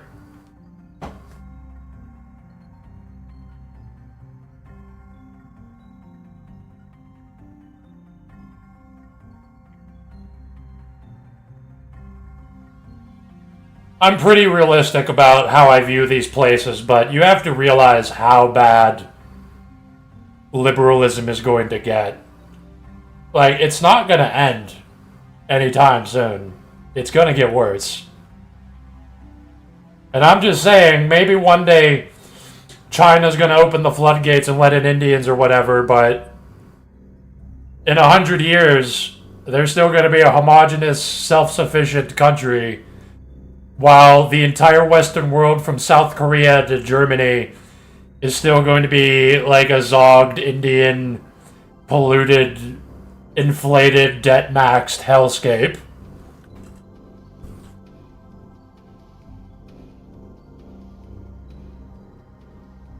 Like, the West in 100 years is going to be a place where you know that anything you try to do will just be scammed.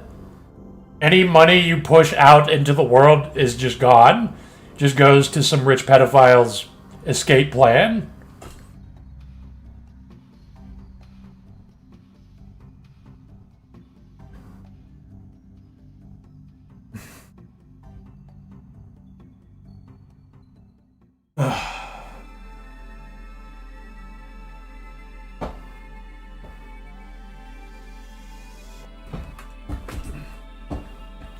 But China will improve. That much is certain.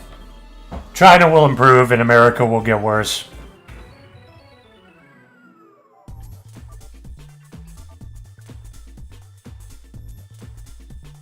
I guess just a fact. Like, I'm not glazing China, but I mean that's just a fact. They're actually doing shit. There's they actually built. This is what all the libtards and leftists talk about. The left-leaning libtards. They talk about how, you know, China actually built a high-speed, affordable rail system all over the country, and now they have it. America can't do that. I don't even know if America can build a nuclear power plant anymore. Like, it'll all just get disappeared into corruption. They can't build a bridge. Capitalism will put Indians in charge of a boat that'll crash into a bridge and take it down, and then liberalism will not be able to rebuild the bridge. Liberalism can only appropriate and sell off and degrade what already exists right now.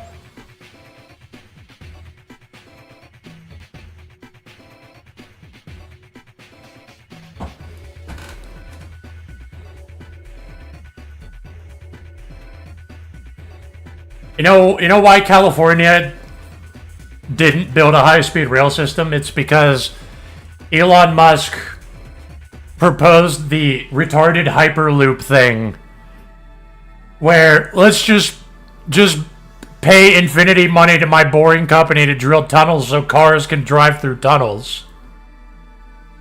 And that way, he was able to force people to, because he wants to go into the car market, he wants people to be dependent on it, which is the general story of why American infrastructure is bad. Whereas China's like, obviously we need a high-speed rail system. Done. Look up the Nuke Gate scandal. We literally could not build a reactor and ended up spending billions on something that didn't even make a reactor. See, I'm a wizard, and I intuitively knew that was happening. I didn't need to see a statistic, but thank you for the specific there.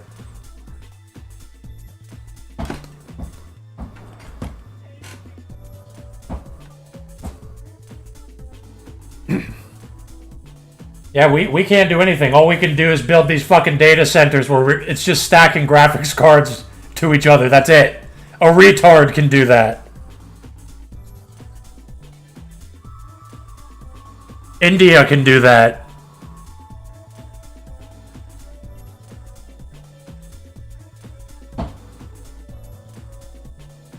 Yeah, you know what's funny? Speaking about this, Maine just had a bridge under construction collapse, and I believe it killed one person and injured three.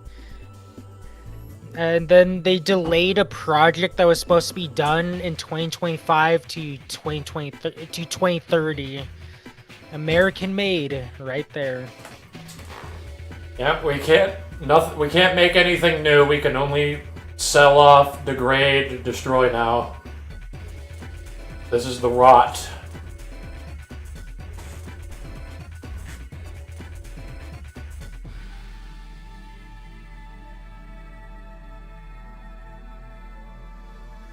I know that Westerners in the future, 100 years from now, they literally won't have the biological brains to do the abstract thinking to have any interest in anything I've produced. And I already think, like, at least some, like, Chinese or North Korean person might feed my books to an AI or something and summarize it to them. Because the future Westerner will be even less capable of hypotheticals and empathy, living in polluted squalor, and not even have money to buy a book to be like, a book? I can't eat that.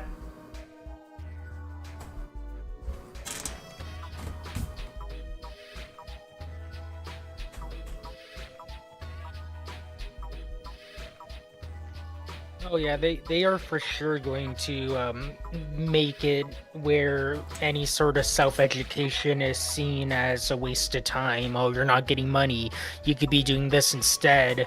That's they already are doing that. If you look at the conservatives and even some Democrats flirting with blue-collar people by acting like being ignorant and just some mindless husk of a body that operates as a Markov babbler is a good thing to do.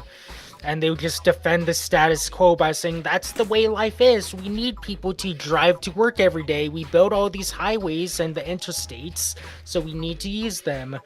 We need to operate in the least efficient way possible because things have always been that way. Yeah, which is obviously part of the push to oversaturate the blue-collar trades market, and they don't care about the long-term consequences. You and Brent, Disgraced Liberal, did an excellent stream today. I just was at the very end of it, but you guys kept me entertained at work. Oh, thank you. I'm glad I was able to.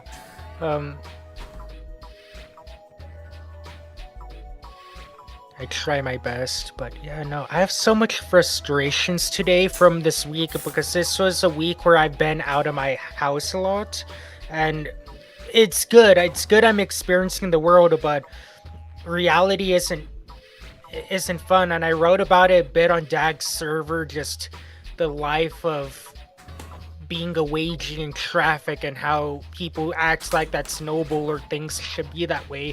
I discussed in my Metropolitan that I wanted to take the train to where I was interviewing for instead of driving over 50 miles, but the train doesn't go there. The train would take me 60-70 miles to the mall in the biggest city of my state, but it won't take me to the areas that are useful for work. It just takes you to the concert venues, the mall, all the consumer centers, but not the business centers that would be useful for people. And it's clear that's by design. It depresses me. I saw how you have to slog through interviews.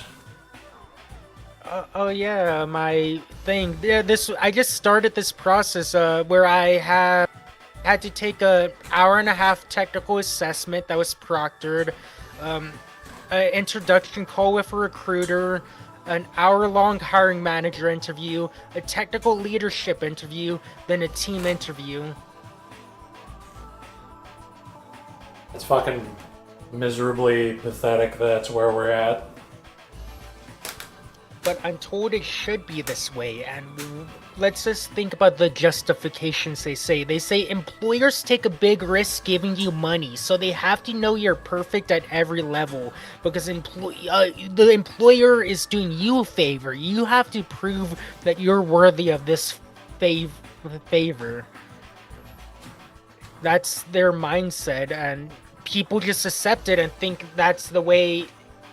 You're lazy or you're entitled if you think that this system is broken. Yeah, because you're just making yourself attackable by suggesting that you're having a problem with the system. So people, without even really being brainwashed, they're just like frustrated and anxious and eager to assert themselves in any way, because they're like in this forgotten, vague existence in the division of labor where they're not really sure what they are. So being able to attack somebody is like the most realizing thing they can do. They don't care what you're saying. They will just, because it's always something retarded like that. It's like, you're just lazy, you're just a loser. Like they'll attack millionaires, like successful people, call them lazy losers for pointing out problems with the system. Yeah, no, I totally agree. And the way I like to phrase it, if you think in a computational or mathematical sense, the two words sliding window, it could change via the parameters. So, aka in simple layman terms, shifting the goalpost. So let's say I talk to one of these people, they claim I'm lazy. I'm like, okay, I worked 30-something hours a week and did undergrad at the same time, got my degree. I also got a master's degree and worked during there. Then like, then boom, sliding window. It slides over, new parameters, and they'll judge me based on that. Oh, what did you get your master's degree in? Computer science. Oh, it's your fault. You should have known that AI was going to take your job. You're lazy. Boom, boom, boom. And then I talk about this, blah, blah, blah, sliding window. You should have joined a trade, blah, blah, blah, sliding window this. Moving the goalposts and just taking your parameters out of context. That's what they do, and that's why I hardly engage with these people and even talk with them outside of a surface level sense. And I know some people, I won't say who, just have judged me for not engaging with these people, but I just don't see how it's worth my time or what I would be learning from them. It's not like I'm going to be teaching them something, since they lack the neural capability to reform connections and learn anything, so I don't see why I should even say anything to them.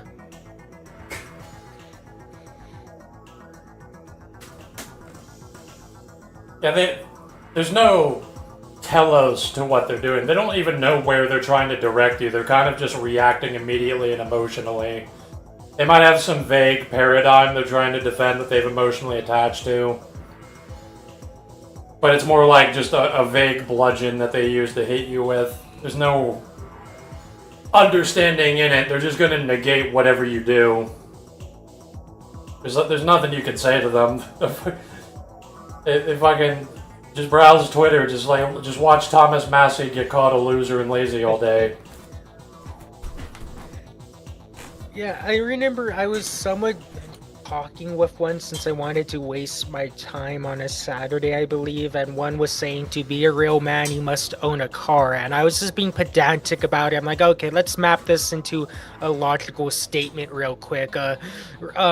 Taylor Swift owns a car, therefore she is a real man, and they started complaining and blah blah blah that you need to do this. It's very easy to just shoot down whatever they say and confuse them, because they have no basis or reality outside the some stupid ideologue that they only wear as an aesthetic. They don't believe in it because they don't actually use it as a guiding principles that dictate how they react with reality. They just simply use it as an aesthetic to judge others when they don't live by it, and they can't defend it or logically map it to statements and poke and prod and see its shortcomings. Yeah, well, they have no idea what the fuck they're even talking about, obviously. They're just This is what I had to keep telling myself. It's like, they're not political scientists, they're not philosophers, they're just idiots. They have no idea what they're talking about. They don't know, they don't care. I'm not going to hold them to that standard. I'm not going to give them the grace of having an ideology. Yeah, no, that's completely fair. Whenever I try to assign an ideology to them, I realize they don't have one and they often contradict themselves. They have aesthetics. You could describe aesthetics, but what is that at that point? Just a quick observation of what they look and say, but they don't have a coherent ideology that does anything.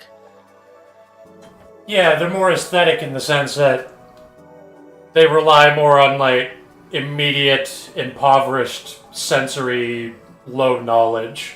Like, they're not even really sure what they're looking at. They don't understand the composition of the molecular structure of, like, actual physical things they're looking at. They don't understand the nuances of socioeconomics. They don't care about genetics.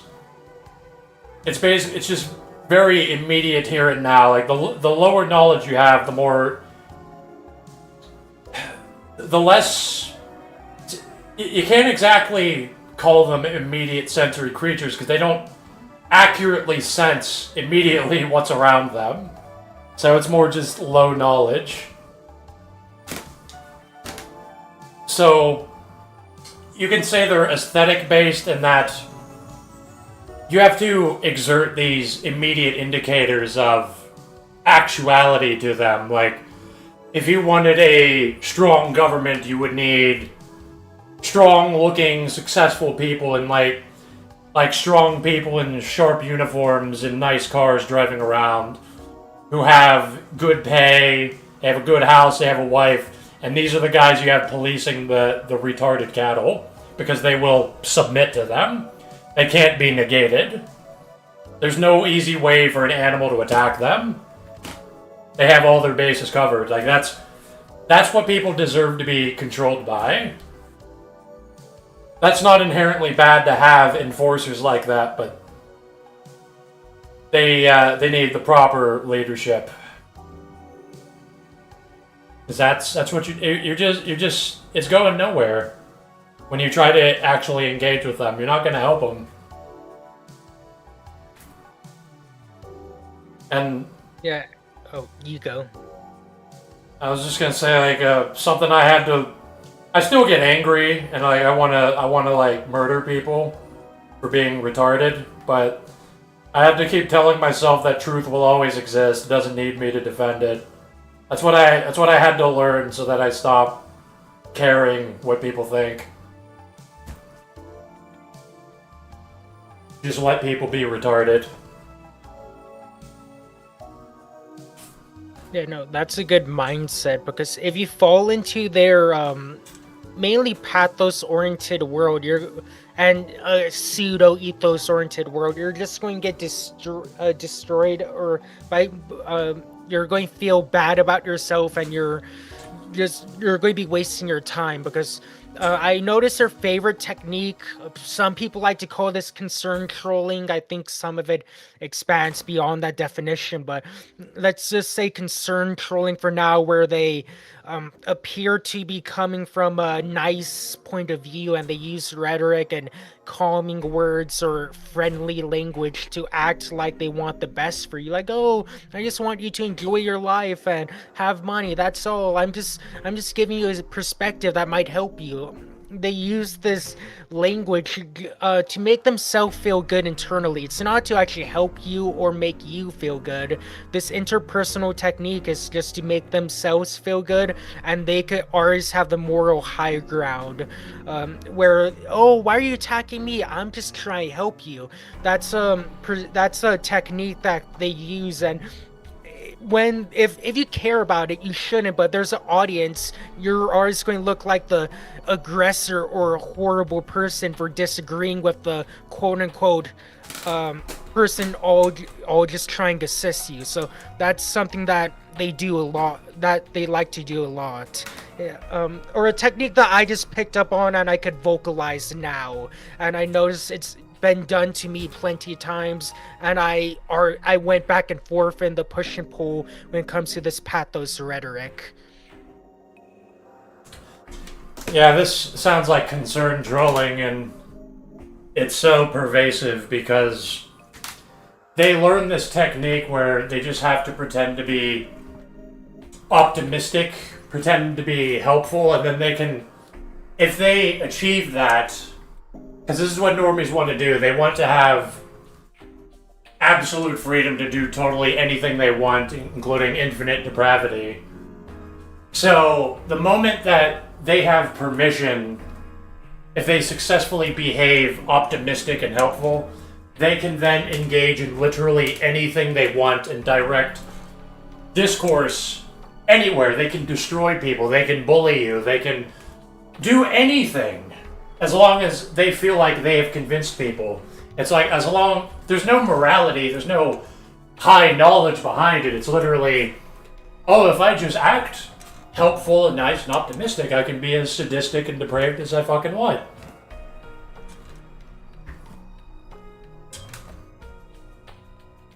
Oh yeah, no, definitely. And I'm noticing a uptick of that. I don't know why. I feel like the start of summer would bring in more of these people, but it seems like now summer, the dog days are ending, summer's ending. This has been it's, at least from my perspective, it's just there's an uptick in it, and it's just something to at least acknowledge and think about. So hopefully others don't fall for it. Yeah, everybody thinks that they have a novel idea and they think they're really clever, though. Because I used to think this way, where I was experimenting and I realized that if I pretend to be like smart and helpful, I can just fuck people up. I can literally frame any situation where I'm good and they're bad no matter what's happening. Because it doesn't rely on the totality of facts.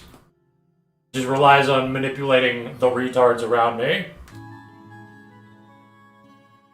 Yeah, no, I'm not absolved from doing that in my past. I mean, I'm the disgraced liberal for a reason. I'm disgraced I did that. I was pushing the Destiny talking points about Israel and that, and using a lot of that rhetoric to do it, and I'm disgraced for doing it, but it's strange that it doesn't even dawn upon me that I did it before. I was actively doing that now, so perhaps it's just something that's ingrained, that's programmed within the psyche, maybe due to media, and you don't ingrained in your psyche due to programming from media and interactions like within the education system and blah blah blah, learning ethos, pathos, logos, and it's just something a lot of people might do without even thinking about it, which is even more depressing to think about, that it's it's just ingrained in their psyche. Yeah, it's basically, they vaguely pick up these notions of, like, they can even, they can absorb this from commercials and any kind of fake optimism subconsciously. They can, they just learn how to act optimistic, act like they're trying to help you. And then you can do anything. You can frame anything. You can spread rumors about people. You can enforce your retarded, half-baked ideology. What the hell? Thought someone was outside. Oh, there we go, gang stalking. Maybe it's someone holding a jammer for your Wi-Fi. That's too cool compared to the reality. It's just ISPs and shitifying. Yep, but what isn't anymore? Yeah, like people just can vaguely pick these things up. They're pretending to be people, and that insanity and the insecurity and the frustration and grief is only getting worse, which makes people more insane.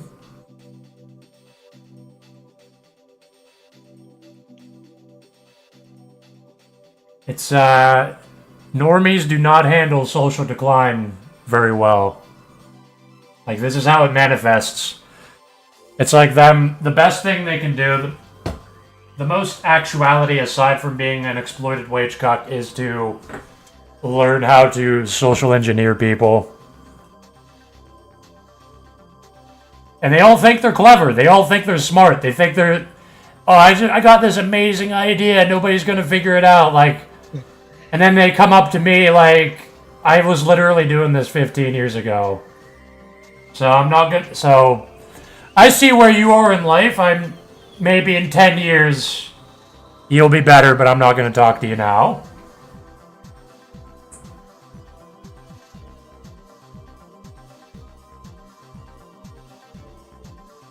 That's when I see somebody doing the fake normal shtick, saying if like they can bully people if they pretend to be optimistic, just negating people in any way. Like, they'll mix it up. Maybe they'll act genuinely upfront, toxic, and hostile, and then the next moment they act like they're normal and happy and hopeful and trying to help you.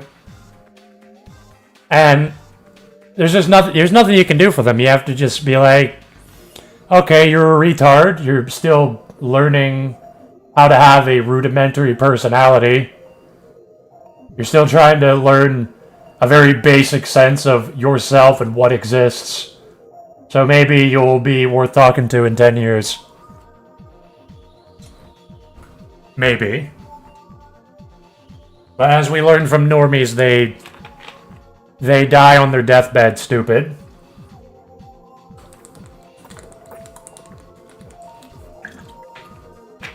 Yeah, no. Is it okay if I shift the topic? Because I feel like this builds on something. Something you just said, I feel like I could build on it to a different topic that would be interesting to discuss. Yeah, go ahead, because I need to ride out the next 50 minutes. Yeah, so we're as you said, normies are acting like we're seeing how normies act when we're in a decline, and I'm just thinking about the French Revolution and something Mercer said, which I think I might disagree with Mercer on this. He said that all the STEM graduates are part of elite overproduction, but I feel. But this is multifaceted, so sorry if I'm a bit all over the place. But point is, there's two perspectives when it comes to decline. We have the normies, the dumb cattle, and then we also have the counter elites, smart people who were left out by the system because they weren't born in the right family, or yada yada yada. I feel like what we're seeing now, there's not enough counter elites to actually lead something. For example, French Revolution was a lot of intellectuals, American Revolution, blah blah blah. When there's a certain decline, there would be a group of counter elites. I don't think we're going to have that this time around. And people who say that college educated people are going to be that counter elites, like let's say business major or me, computer science major who can't find a job, will be part of this counter elite that's going to take power and overthrow the system with soft power. Oh, look at the DSA. I don't think that's going to happen because you just don't really make counter elites. We don't make elites in general anymore, and I would even call myself one. And I'm sad to say that a lot of the times, like if I'm in a working in programmers and in my field, I'm the smartest person in the room when I don't think I should be. And I've been in some rooms where I was the dumbest person, and I enjoyed that because I could learn from others. But a lot of the time I realized that these quote-unquote leads from top universities are not being, they are either don't have the capability to be elites or motivation, and secondly, the systems in play don't nurture them into being elites. Because I talked about how my first year of college I had to write about Gamergate in a computer science class. These curriculums aren't developing the brightest, aren't getting the most out of the brightest people. That was a bit long-winded, but I hope you see what I mean about the inverse of the normie, the quote-unquote counter elites, and how we probably just won't have that during this decline. And what does that mean going forward? Yeah, the counter elite, I mean, the elites in general, the higher wealthy people, they are just a bunch of retards. Like, they just binge Netflix and watch garbage. Whatever sitcom, romance, drama that's happening. They're not actually being educated into anything.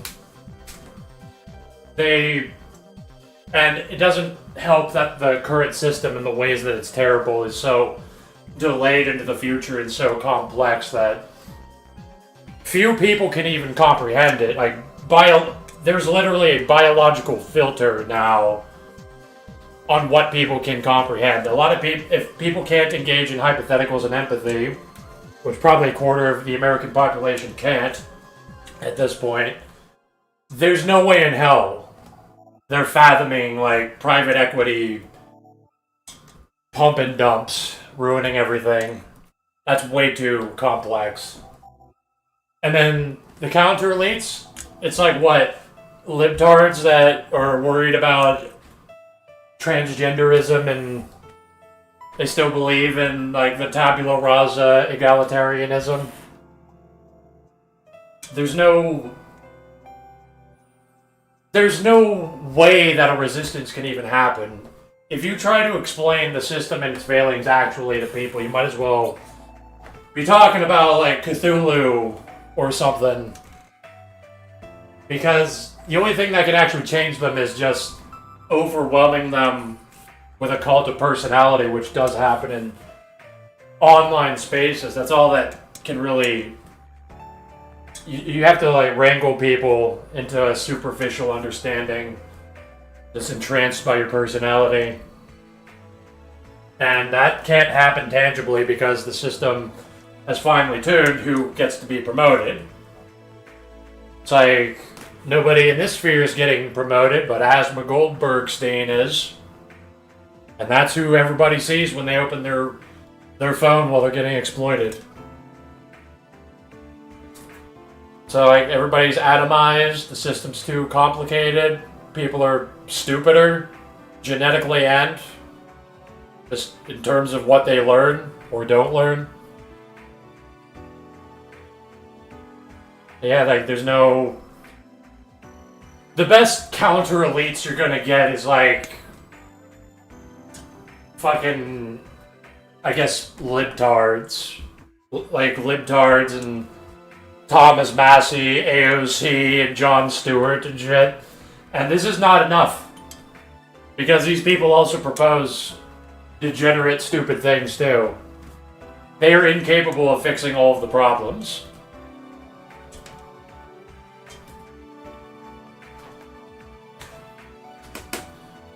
Yeah, like, I hear people act like Mondani's a counter elite, or which is totally false. And when you take the premise that Mercer was bringing up, that counter elites are these unemployed college students, or college graduates, I mean, what, Indian programmers and Beckies who have their HR degrees, sorry to sound like a chud, but want to keep it in simple terms, they're going to formulate a counter elite. That's ridiculous to think about. And thank you for bringing up social media also doing the programming. What you said about how you talk to the average person and they can't really think about the problems in the world, such as private equity or what that really is and how it affects their day-to-day life and their future. They just have nothing but slogans that they either get from Instagram or Reddit, and that's all they could speak. They could Markov babbler. They could babble out a pre-trained sentence that they got from Instagram or they got from Reddit, and that's all they could say. Oh, BlackRock's buying all the houses. I rather have them not say anything at that point, because I don't think saying Blackstone or BlackRock's buying all the houses and having no context or how the system works does anything useful. They just get their words from Charlie Kirk, social media, and so on, and they pretend that they care or they're informed about these issues, but they really aren't. And it's to the point it's a diversion where it's better that they just don't talk about it at all or don't know about it at all, rather than muddying the waters for those who have the potential to actually be informed and understand these problems. Yeah, the BlackRock stuff and blaming corporations for the housing market being high is genuinely like a controlled release valve where they can act like they're addressing the problem, but it's only in a way that a retard who can't abstract think can. So they're just going to talk about they're going to impotently talk about a boogeyman that won't threaten like the whole system. It's just BlackRock. It's just BlackRock. You don't blame the system that created BlackRock or all the people that are not corporations participating in it. Retards still spew that it's because of corporations that the housing market's out of control and we gotta get corporations out. It's like, no, retard. Actually, it's millions of individuals collectively wanting to exploit other wage cocks by speculating on the housing market. It's millions of people turning the housing market into a speculative market. It's a bunch of mom and pops. It's a bunch of individuals. It's not the corporations. They're actually a small percentage. See, this is literally controlled opposition. The system is even willing to blame mega corporations. Oh, it's corporations, it's the elites, and that means nothing because Fox News babbles about the elites all day, and it means fucking nothing. It's to act like they're anti-establishment, even though they're the #1 fucking news network. They it's so finely tuned, like you can't resist this. Like I'm still hung up on this. That like Thomas Massey lost the election because of AI slop lying about him. Like it's hopeless. And they're not going to reflect on it. They're not going to stop believing AI slop. They're still, because that's too much thinking. Like they don't think, oh, I better watch what I consume. They're gonna go to work, forget everything that happened because they don't have to think about it. Thinking is forced. People think as much as they do because they were forced to do it. Nobody chose to think. So they're just gonna go to work, wage cuck, on break, they're gonna pull out their phone and they're gonna consume more AI slop about Strawberry Diaper Cat. And Elon Musk, all those AI slop articles about Elon Musk just finished constructing a miniature Dyson sphere in the Himalayan mountains, bringing power to Tibet and northern India, and retards will just believe that. They don't reflect on it. It's like I have to emphasize, people. It's good that we are in this culture, this subculture on the internet, where we are reflective and doubt ourselves, because a lot of people here are stupid. But you have to, at some point, realize the average person is cattle.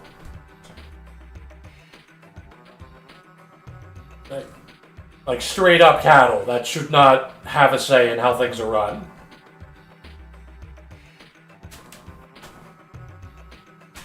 Yeah, it's funny. Even other people who are maybe slightly more elevated say the exact same sentiment. I remember a high school science teacher. He went on a rant because I believe the class average on a multiple choice test was about 32%, and then he went on a rant about how most people are no more than dogs who are waiting around for their next meal and their next opportunity to nap or sleep. And like, even, of course I was coming from frustration, but it's clear it's probably something that's innate that a lot of people think about but are uncomfortable to say just because of social implications and how over socialized everyone is. To steal a term from a YouTuber, which I kind of talked to you a little about, Dags, Alistair. Anyone who knows about Alistair will hear the term over socialized midwittery, which just basically means that just because we're always engaging with low level thinkers, we're stuck at this midwit mindset just because it was socialized and ingrained with us, and it's seen as the norm.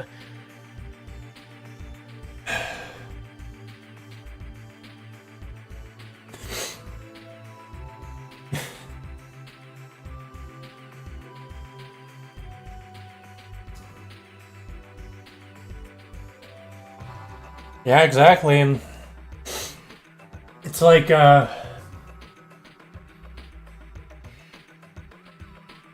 only are a lot of people biologically locked out of doing a lot of things, and most people are not really capable of moving up in the hierarchy and being useful and having skills. It's almost nobody alive on the planet is capable of comprehending things that are happening and having at least a teleology of where it should be directed. Because even having a telos is so far beyond everything, because everybody's telos is basically to just live for no reason. It's like all that matters is to just live and blow their brains out with stimulation, but there's no purpose. A boomer can't explain why he has to destroy all of the inheritance that a millennial is going to get so that he can live another day to watch Judge Judy.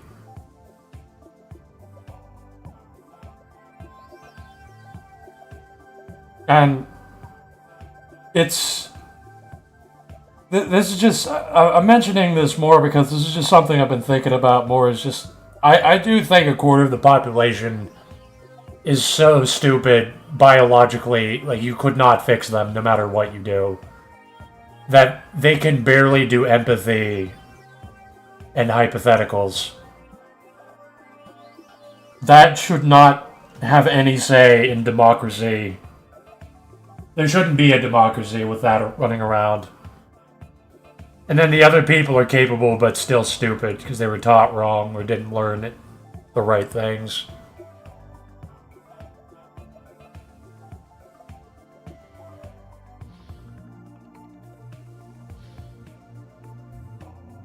Yeah, it's funny. You even see liberals say that certain people should be disenfranchised from voting. For example, they'll say that about Trump supporters, but I'm like, isn't that aliberal by definition? It seems like anti-democracy is everyone's basis instinct once they see the reality of what happens when people, or at least presentation, if you don't believe elections are real, at least in the United States, but let's just go under the assumption that they do have some impact, just for now, for the sake of my talking point, that liberals and those who believe in elections and think it's a perfect system, they would believe in disenfranchisement of those those they perceive less than them in a thinking manner, but yet they still want a democracy somehow and a liberal system. It's funny how liberals sort of contradict themselves, but when you call them out, they'll say it's a joke or something like that, or quickly try sweep it under the rug. They're testing the waters if they let their emotional impulsivity out for a moment. Because they're noticing that there is a problem, that some people shouldn't have a say in how things are done. At least not this way. But everybody's solution is always, we should take away voting from people that are poor. Only people who own property should vote so that only Bill Gates can vote. Clearly that's a better option. Which maybe it would be in some way, but they don't think that far ahead, because these are the people that hate Bill Gates. I'm talking about conservatives. And that's who would outvote you every fucking time. Because then it just turns into... Then capitalism just turns into, like, people getting infinity money from the government to buy up property to control the government, like, indefinitely, openly. And liberals... they always limit it to, like, they have to deny genetic reality, and they have to deny the capability of the average person. But then, yeah, they'll turn around and be like, red states should just not have voting rights. Or we should... I saw them saying how, like, cities should just become city-states so that they're not dragged down by all the red state flyover retards. Which is, yes, true. All of the red state flyover retards living outside of the cities in Pennsylvania did in fact vote to have all of their rural hospitals shut down due to lack of funding.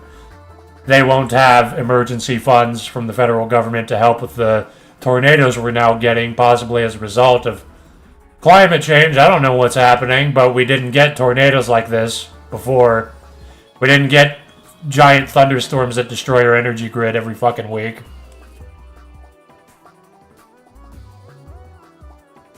There's also floods happening. I live in a valley, so we don't really get them.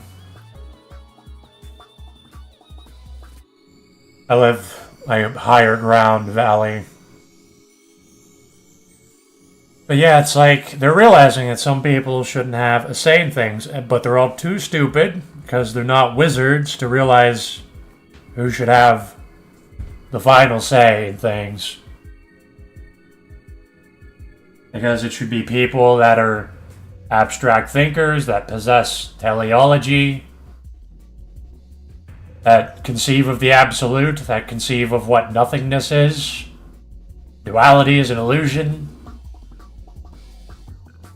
That turn your subjectivity into an object, because subjectivity is all happening, all subjectives are all happening objectively through the one single process of subjectivity that happens whether you acknowledge it or not, making it an object. Those are the people that should have a say in how things are run.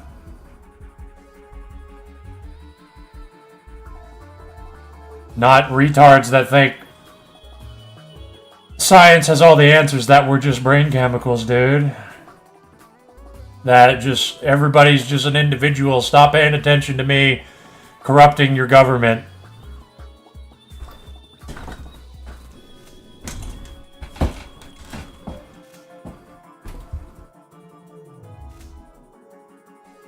What's even more pathetic is that a lot of these people, like that, the white trash in Pennsylvania who voted for Trump and they're getting their hospitals taken away due to cut funding, they still support him. I was talking with a boomer today. I went to a body shop to look at something for my car and get a quote, and then the boomer just randomly started telling me his old school politics about Republicans and saying that JD Vance and Marco Rubio are going to have a ticket and they're going to win in 2028 and destroy AOC. And the socialists in Portland want to destroy America, and no one likes socialists, and we need more hardworking conservatives. So it was the strangest thing, completely unprompted, and I realized that the fact that he then started complaining about how everything's expensive and gas prices. And then when the very sentence before was about Marco Rubio and JD Vance, they should run the run the country for the next 8 years. It just comes to a point where they have no self-reflection.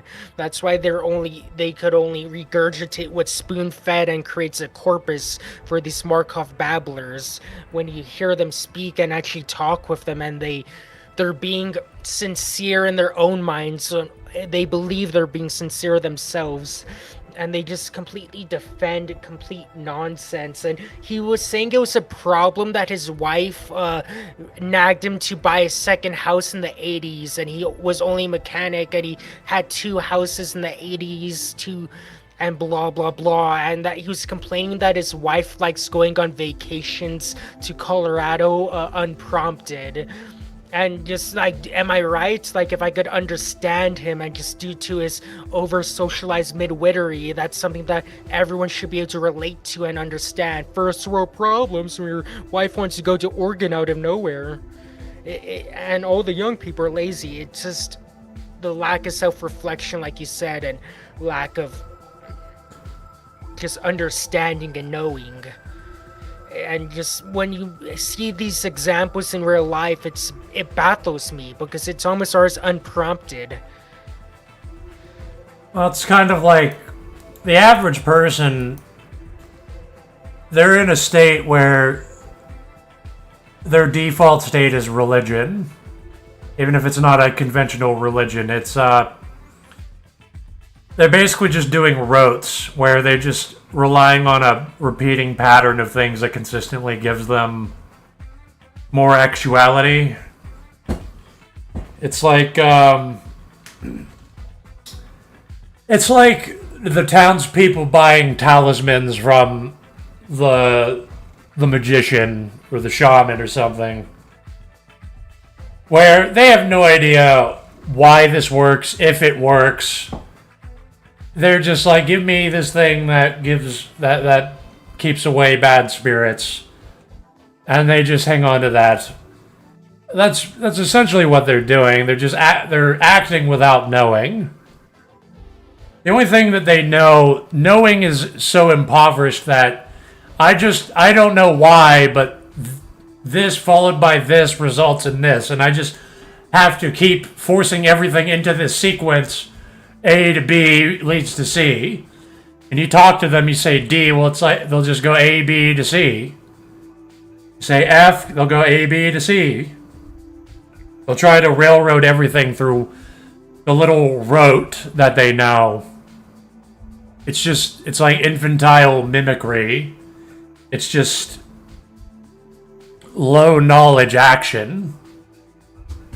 That's just where they are. They're just mimicking and regurgitating this rote that they were taught from like social media or wherever, or someone they know, where they just gotta complain about the socialists and people don't work hard, and that'll be A, B leads to C. And they don't care. They don't know. They just care about A, B leads to C.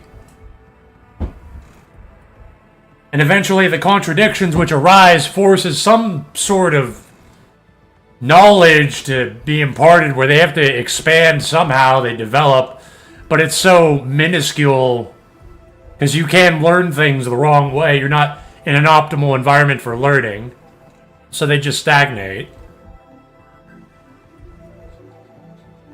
It takes effort, it takes suffering to learn things. You have to endure things, which is why people are forced into learning, and some people become autodidacts because it just becomes like a habit eventually.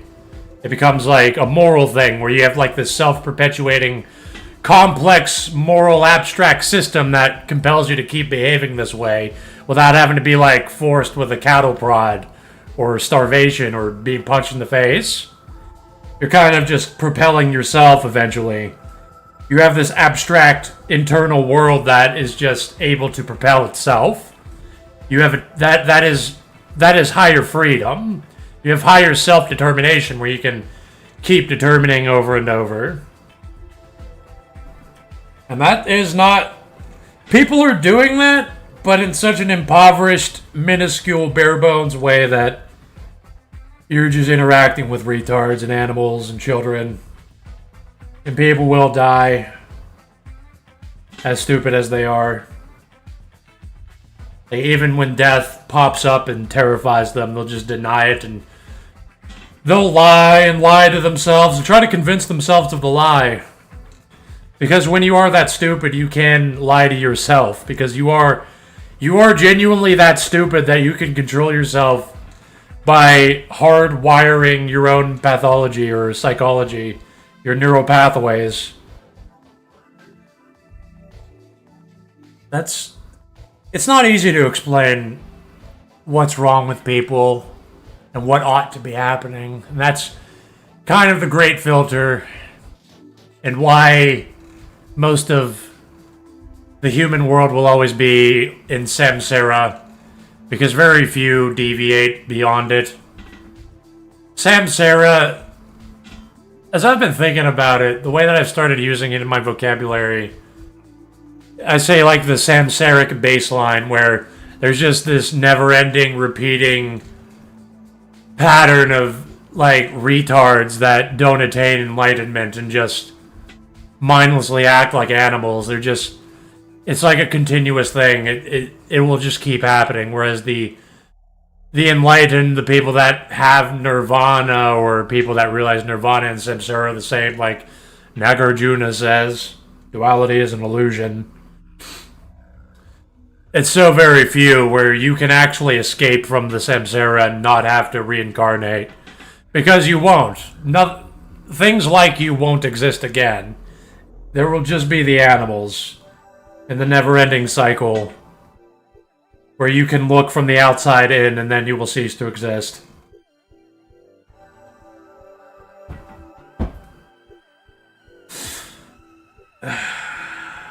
It's what I think now. People trapped in the samsaric baseline. Samsara.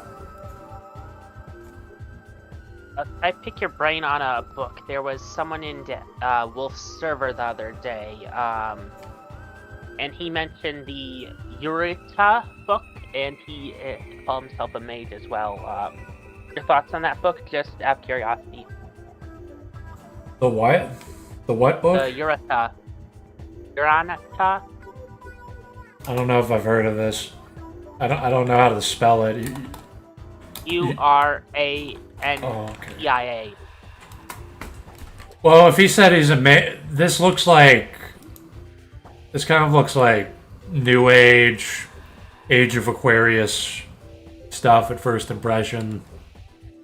Well, a lot of like people that practice, I don't know who this person is. A lot of people that practice like astrology, like they'll say that they're like magicians and stuff, but that's not really. It's not really what I mean. I have no idea what's in this. I'm literally just going off what the cover is in the summary. Let's see. A philosophical work that treats Earth as Urantia. It claims authorship by various celestial beings rather than a single human writer. The text aims to merge science, religion, and philosophy, detailing cosmology, human history, and a detailed narrative of the life of Jesus. Yeah, everybody tries to make one of these books. I made an attempt at this where you try to connect everything together and try to give people a solid conclusion based on connecting science and philosophy, and you go through religion. Describes the layout. Let's say part 1, the central and super universe, describes the layout of the cosmos, including the Isle of Paradise and God's relationship to the universe. Then part 2, the local universe, explores local systems, planetary creation, and celestial hierarchies. And then it talks about Jesus. It takes up nearly a third of the book. That's not really. Oh. That's not really good. It's not a good indicator to me. Jesus should really be like a footnote in your overarching theory of everything book.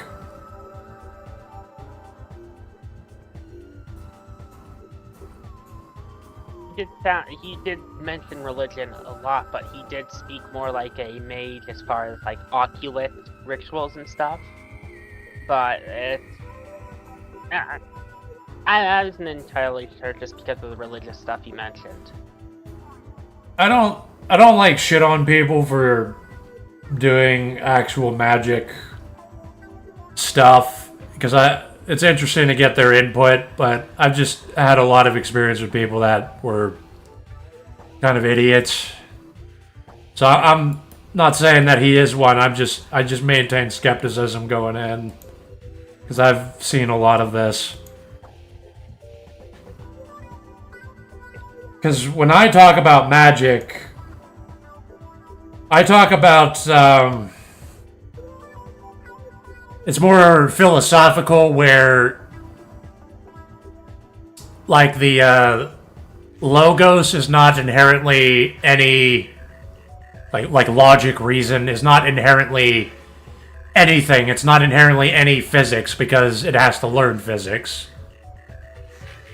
You have to presuppose nothing, and then you venture into the universe, whatever there is, whatever the fuck the laws of physics are, able to learn and understand it and learn yourself in the process, become self-aware of knowing. That's why I use the term mage, not just because it's cool, it's because these are people that are aware that, like, these physics are not everything.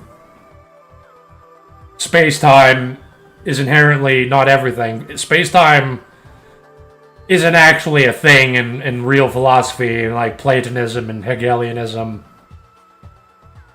Like, it... Not that it doesn't exist, it's that this is a... Philosophy and abstraction is a system that is without space-time. It is not tied to it. You frame yourself into space-time in the same way that you frame yourself through a tree or distance, but that's not what the mind actually is inherently. And that's the magic, is that the physics isn't absolute or inherent.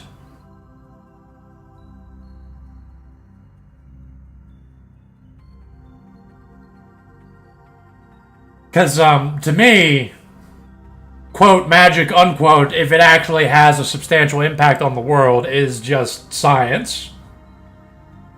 If you were studying whether or not there is an afterlife, you were doing science. You're not doing magic.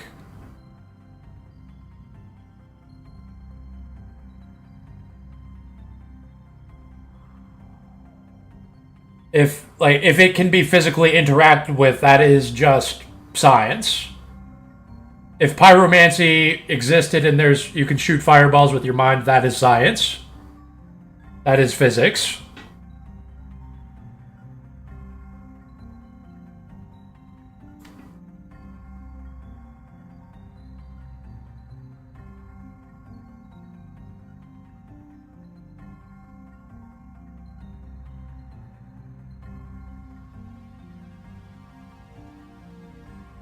But, it's still interesting to get people's input. To get alternate paradigms as to how the universe could function. It's like, what if there were no atoms? What if atoms are made up?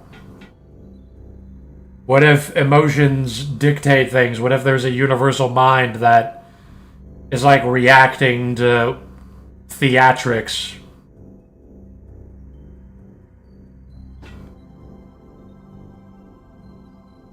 I remember hearing this a couple times, and I just thought maybe it's a little crazy, but that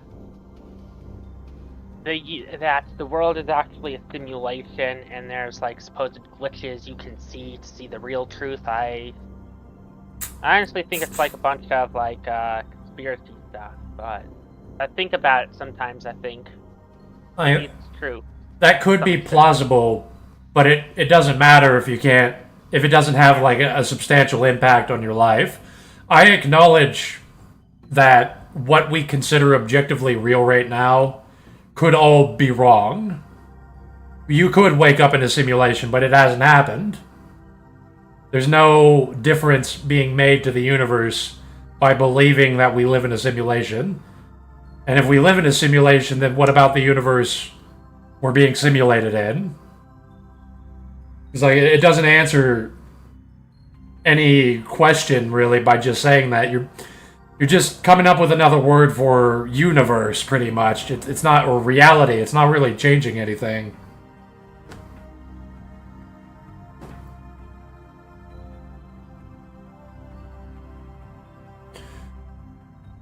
Like, I'm not gonna get into it, but something that helped me gamify all of this and, like, reduce it into something absurd was Mage the Ascension, which... It's all about how consensus is reality. What we agree reality is reality. If we believe there's an afterlife, there is an afterlife. If we don't, there isn't.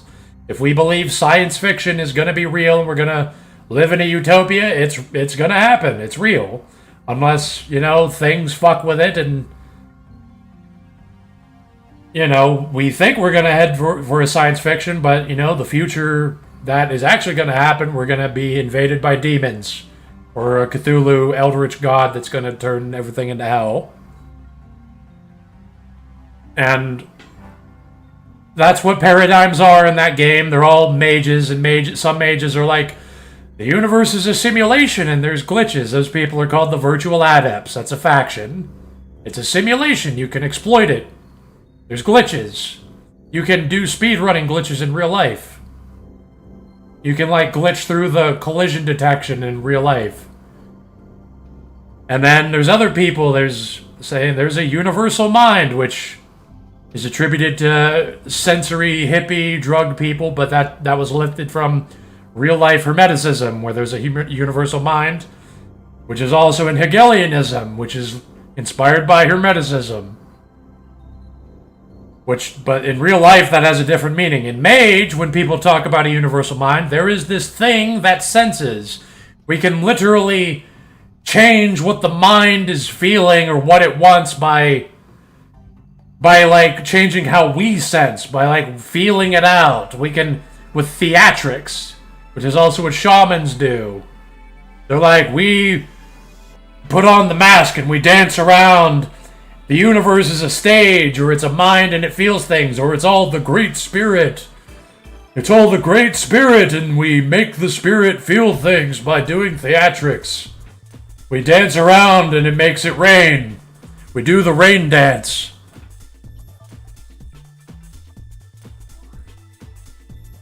And that's pretty much allowed me to kind of reduce all this. It's I don't turn it into a toy and want to reduce people's belief systems into nothing, but that's why I can entertain these things, is because I've gone through the tabletop gaming gauntlet.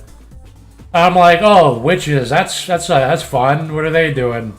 It's probably bullshit, but that's a fun idea.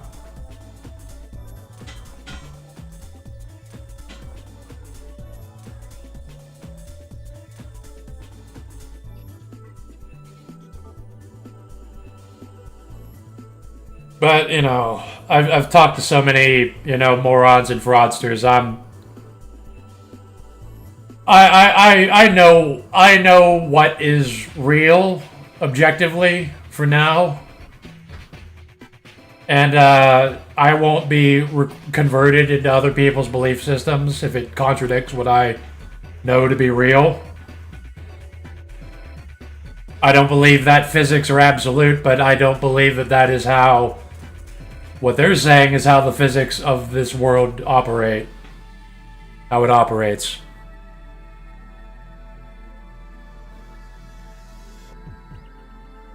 Yeah, and they don't entirely believe that either. Sorry if I cut someone off. That's why they always have to put theorem in front of something. Whenever you do anything in chemistry or physics, so many of the operations you're running are still denoted as a theorem. It's consensus sees it as reality, but it's still going to be, even those being the most honest about it under the scientific lens will call something a theory. For example, atoms are still, I'm pretty sure most people still believe atoms, at least the way they are. It's still called atomic theory because there still some aspects are disputed when it comes to electron clouds and so on, and all the different models of what an atom could be when you look into it. So you're correct there. The Big Bang is still a theory that we can't actually prove. I don't worship science. I don't believe in UFOs visiting us or Bigfoot, because I've seen people lying about it more than otherwise. I have seen nothing to indicate any of that, but I do not worship science.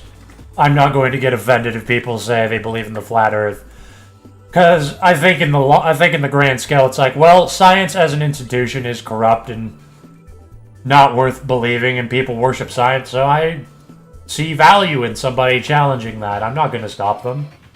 If they ask me what I think, I'm going to be like, well, I think the Earth probably is a globe. I think space exists, but it's been lied about by con men, and we should give up on it, really. I don't even think we're going to do space mining. You're telling Space mining me would be that badass if it does happen.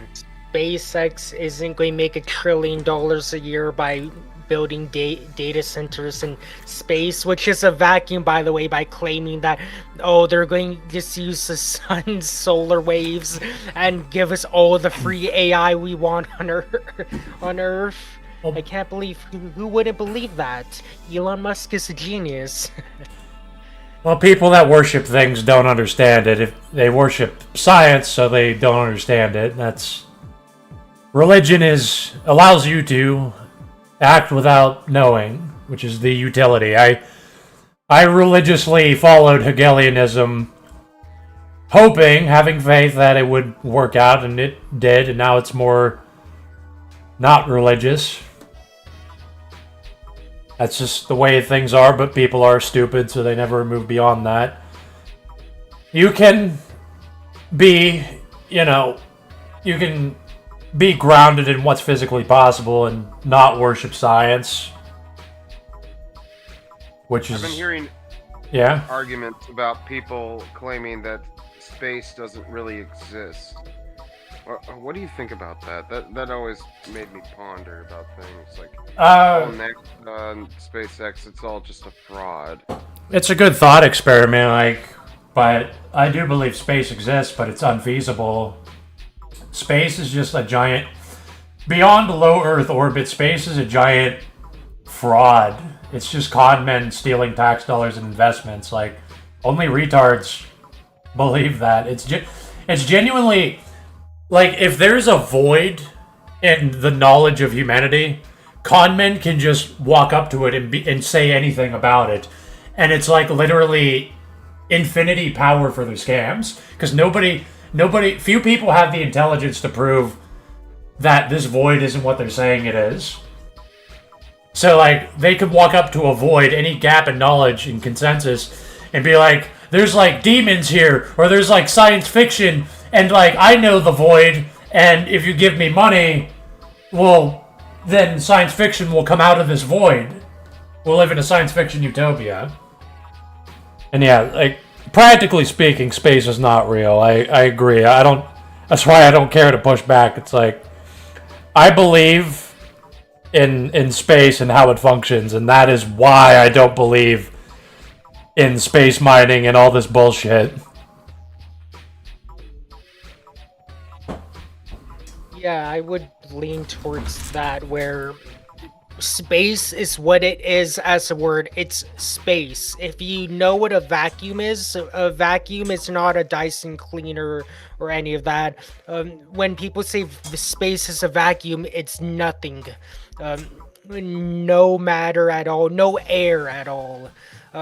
Which is why it's a vacuum, and some atoms, at least the current theory, would escape into that vacuum and retreat into it. And that's why when Elon Musk says this stuff about how he's going to do all this cool stuff in space, like space data centers, as far as we know and what's been tested and what people tried, you can't really cool something in a vacuum. So he tries to say that, oh, we're gonna have these space data centers that are going to just cool itself, because space is going cool when it doesn't work like that. And it's just going to get the sun waves and give us free AI and free Uber Eats and power everything in the world easily.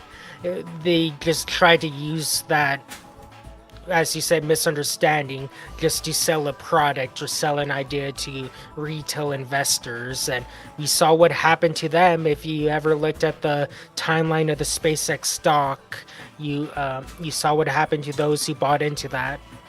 Yeah, they pumped and dumped it. And someone said it's not all about money. Yeah, I agree that people religiously believe in it. But those people are made to be religious about it by people that are just scamming them. It genuinely is I'm just gonna fucking... maybe Elon Musk partly believed his own bullshit. Maybe he made himself think that. Maybe he wanted to believe he was going to do that. The overwhelming majority of his intention was still to just steal money, because he is a slave. He's a slave to, like, he can't say a certain thing or else Israel will, like, take all of his assets away and make him homeless or kill him overnight. So, like, that's the reality, is that it is just a scam, and retards religiously believe it because they don't understand science. So, yeah, I mean, space is practically fake. I don't push back against it. I'm like, every time I talked to Celtic Cat and them, they told me space is fake. It's like, I agree with you that it's a scam, and it is basically, practically speaking, fake. I just actually think there is gamma rays and solar radiation and cosmic radiation that would make it impossible for us to even leave the solar system, and we wouldn't even survive the travel across the solar system in the first place. Like, the amount of so the magnetic field around Earth is mainly what protects us against cosmic radiation, and it doesn't even stop all of it because there's still background radiation that affects electronics. And so there's like this magnetic bubble that shields us from most of it, and the reason that other planets suck is because their core and other conditions, they don't have a magnetic field to generate an atmosphere or prevent or trap enough of radiation to sustain a biosphere. And then the entire solar system itself has a giant magnetic bubble that is itself protecting the solar system from all of the radiation of the entire universe. And when you leave, you're already dead trying to leave on a spaceship, just from radiation alone. Okay, you're dead. If you somehow left the solar system, you are infinity dead from that much more radiation. So, like, that's why things like that, I believe in that, and that's why I know space is bullshit. That it's a scam. But I still don't worship science, because you need to realize that the subjective and the objective are the same thing. You only determine what's objective, what's an object, through your own subjectivity. And subjectivity is itself objectively one single thing that all people are acting through. We can only know the objective world through the single process of subjectivity. The subject and the object are the same, so it's like, so I'm grounded in, I am presuppositionalist. No presupposition. I start from nothing. I am grounded in literally nothing. So, if I wake up in a simulation, I'll be like, whoa, this is crazy, this changes everything, but it ultimately doesn't fundamentally shake me to my core. Because I'm grounded in actual abstraction and philosophy. Like, in my life, I've done psychedelics, I have been attacked by demons, and I talked to God. I have talked to spirits and stuff. And it's like, yeah, I mean, that all happened. I don't know what happened. I could have imagined all of that. Or there's some kind of collapse of space-time where all minds are able to talk to each other, and I was talking to aliens or some interdimensional beings or myself across time. Anything, I mean, if any of that turned out to be real, that's not going to fundamentally shake me to my core. I don't worship science. I don't worship the being anti-science. Because I'm nothing. We are all nothing at our core. That's why when I hate somebody, I say, you are nothing. Because they haven't strayed far enough from nothingness at the center of their being for me to consider them to be anything substantial.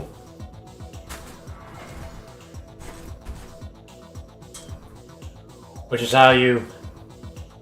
That's how you have to approach things. It's like, yeah, like... everything that is objective right now could change. There's not, like, actually a world that I absolutely know. It's just, this seems to be the case. This seems to prove itself. So it's like, I mean, this seems to be existence, so... whatever. It could change. I could wake up from the simulation. I could wake up in an afterlife and I'm gonna be like, well, this doesn't disprove my philosophy. It just proves that, like, I wasn't entirely right about physics, which I was open to anyway. Or whatever.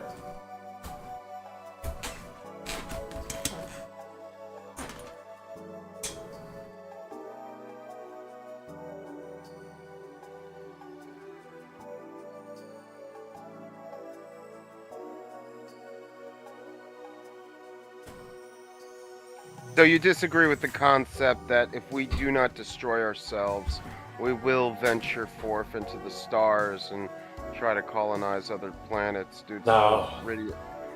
Okay, so Star Trek is lie. all fake. Yeah. After writing one space sci-fi book, I now entirely understand how bullshit sci-fi is.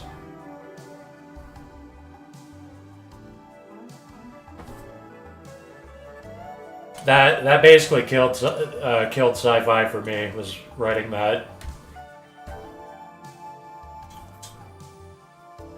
That also made me study space more because I tried to make it realistic with like radiation and gravity and all that, but then you run into problems like there's things that are literally impossible that will never happen, obviously, and you have to just hand wave it away and be like, you know what, I just don't even care because I just want to write about space pirates.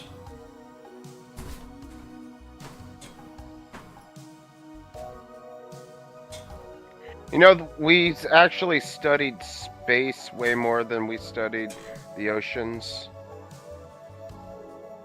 Something I heard. I'm not sure how accurate that is. Possibly. And yeah, I know the saying that like we're so fixated on space, but we don't know shit about the deep sea. Yeah. I mean, I wouldn't be surprised if that's true. Most people basically see the deep sea as a food resource with fish, and if you're in India and some parts of China, a place to throw stuff away, the world's natural garbage disposal. That's basically how most people see the sea. Some are to have fun by swimming, some are to dump garbage in, and something for economics just to get food. Yeah, it's hard to explore, and a big reason that people don't care about the sea is that you just can't write fun, awesome stuff about the sea like you can with space. Because with space, you fundamentally have to deny the laws of physics to make it plausible. So then you have all these cool stories that you try to trick the audience by like, because that's what sci-fi is all about. It's literally impossible magic bullshit, but with more of a suspension of disbelief, where you're trying to trick the audience into thinking this is possible, including like Cyberpunk 2077. That's all bullshit. Those kinds of cybernetics will never happen. They'll be shitty. Like, you'll have prosthetics that can't feel anything, and you'll still consider killing yourself just because you can't feel your hand. But like some amount of cybernetics would be possible, but yeah, with space sci-fi, it's literally like, oh, Star Trek, space pirates and dragons in space, and you just don't even have to care. You can just say, you know, fuck the laws of physics so much that it's like, dude with a energy sword riding a dragon through space, and there's like Saturday morning cartoon villains that are like space wizards trying to throw meteors at you and shit. And that's why people care more about space than the sea. Because what does the sea have? You have Sea Lab 2020. You have that one fucking movie somebody made me watch from 1997, Sphere? Pretty sure it's Sphere. But yeah, they ain't got shit. Space, it's like, oh, space, Space Cobra, Warhammer 40k, Star Trek, Star Wars. And that's more interesting to people. There's more to work with. That's why there's more media of it, and thus more social engineering about it. And thus more people being retarded and falling for scammers saying, we're going to make Star Trek real. Just give me infinity tax dollars. Pump my stock and then I'll sell it, and then you retards can keep fantasizing about Star Trek. Star Trek is good. Like, more sea stuff, like, Subnautica is an amazing sea game, and it's impossible to find good stuff like that. Oh yeah. Subnautica is wonderful. I mean, that technically is about space, but you just discover a alien ocean. And it's like, it's more about the ocean than it is. That's why people are so attracted to the concept of space. It's like visiting alien worlds, you know, because we fucked this planet up enough, and there was just enough to see, like, whatever. You know, another planet is a whole new, open concept. You can do anything with it. Yeah, see it. That's like a deep sea game. That's also like a space game. It's like, what was that 2D submarine game that takes place on Europa? Can't think of anything like that. It was a submarine game where you're in an ocean and you gotta work with a crew of players. Whatever. But that took place in an ocean on one of Europa's moons. Or on Europa, I don't know. Europa is a moon, yeah. Okay, yeah. It takes place on Europa's oceans. So it's mysterious. Cause it's in space with aliens, that means it's like there could be anything there, so because we know there's like nothing here, there's nothing that crazy here. There's already been countless media about scary stuff in the ocean. Lovecraft already tapped that in an amazing way that nobody has one-upped. Shadow over Innsmouth with the Dagon's underwater sea, or the coral reef off the shore from the inbred town. Iron Lung, no. Yeah, I mean that's no, but it's a 2D submarine. It's a 2D submarine game. Somebody's gonna know what I'm talking about, but I don't. Yeah, I know. The name escapes me, but as long as we know.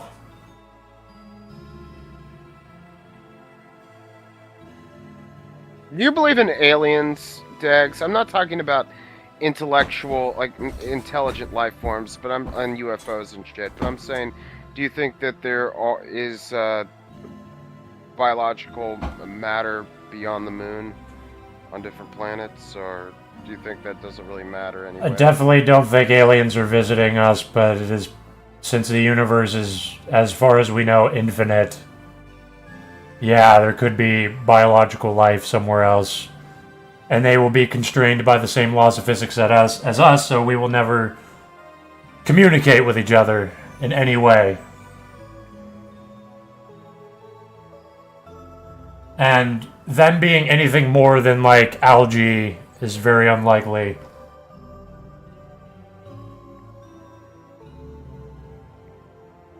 You don't think that they evolved into multi-cell complex life forms?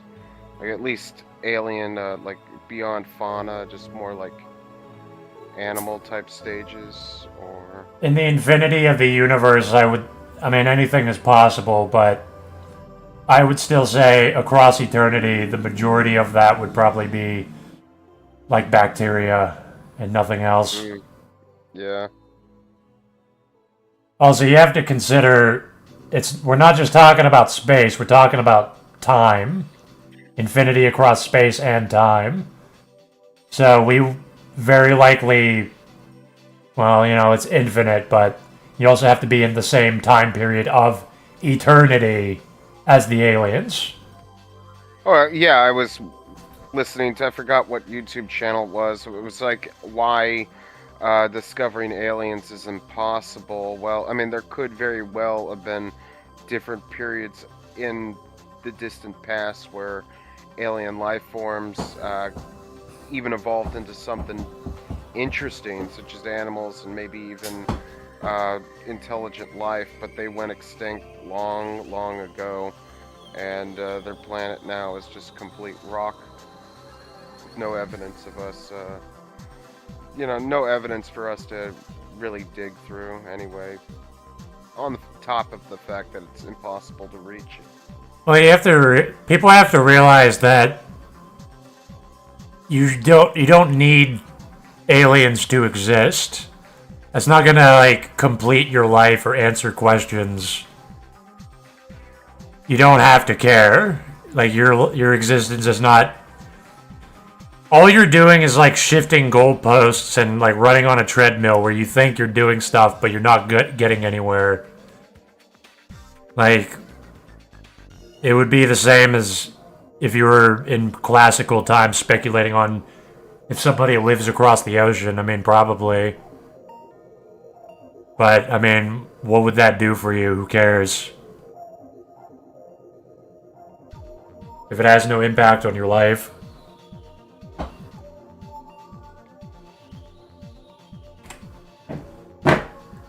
Like, all this space stuff, I only like the science fiction aesthetic. I believe it is bullshit. I like space pirates and I like playing Stellaris. Right now I'm playing as vampire necromancers eating innocent people, and that is what I like. I know it's not real. It's like, it just is what it is.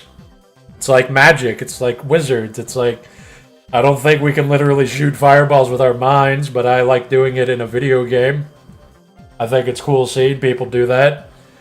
I like seeing alternate laws of physics because it shows us what's the same and that physics are not absolute. It doesn't matter what the physics are. It doesn't matter if aliens are real or not.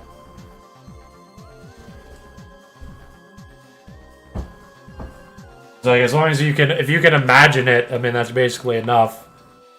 So you can realize that the absolute is beyond physics.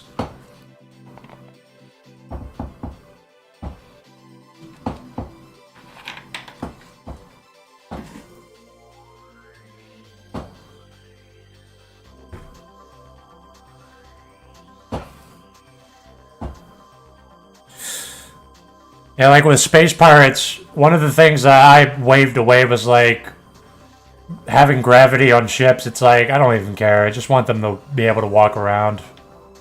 I'll just say that they have like these magic panels that create gravity as long as they have power. And it's bullshit. And it's just, but I just dress it up like it's not. And that's what sci-fi is. Sci-fi is just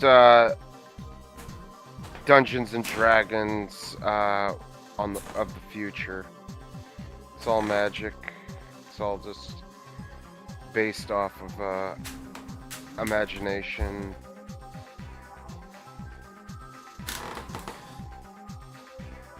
It's magic that's trying to trick you, usually. Yeah.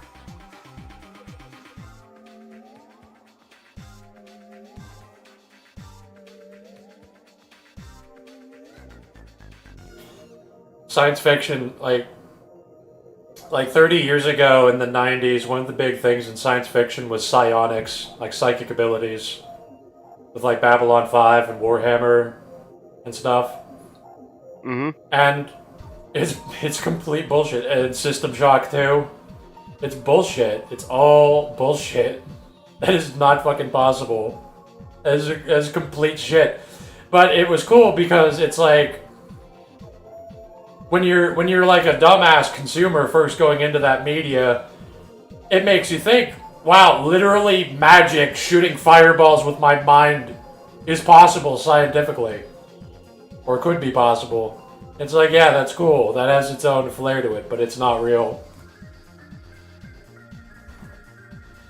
And even if it turned out to be real, I'd be like, okay, I was wrong about what the physics are, but I wasn't grounded in physics anyway. I don't care what physics are. It's just based on my observations. This is how I think it operates.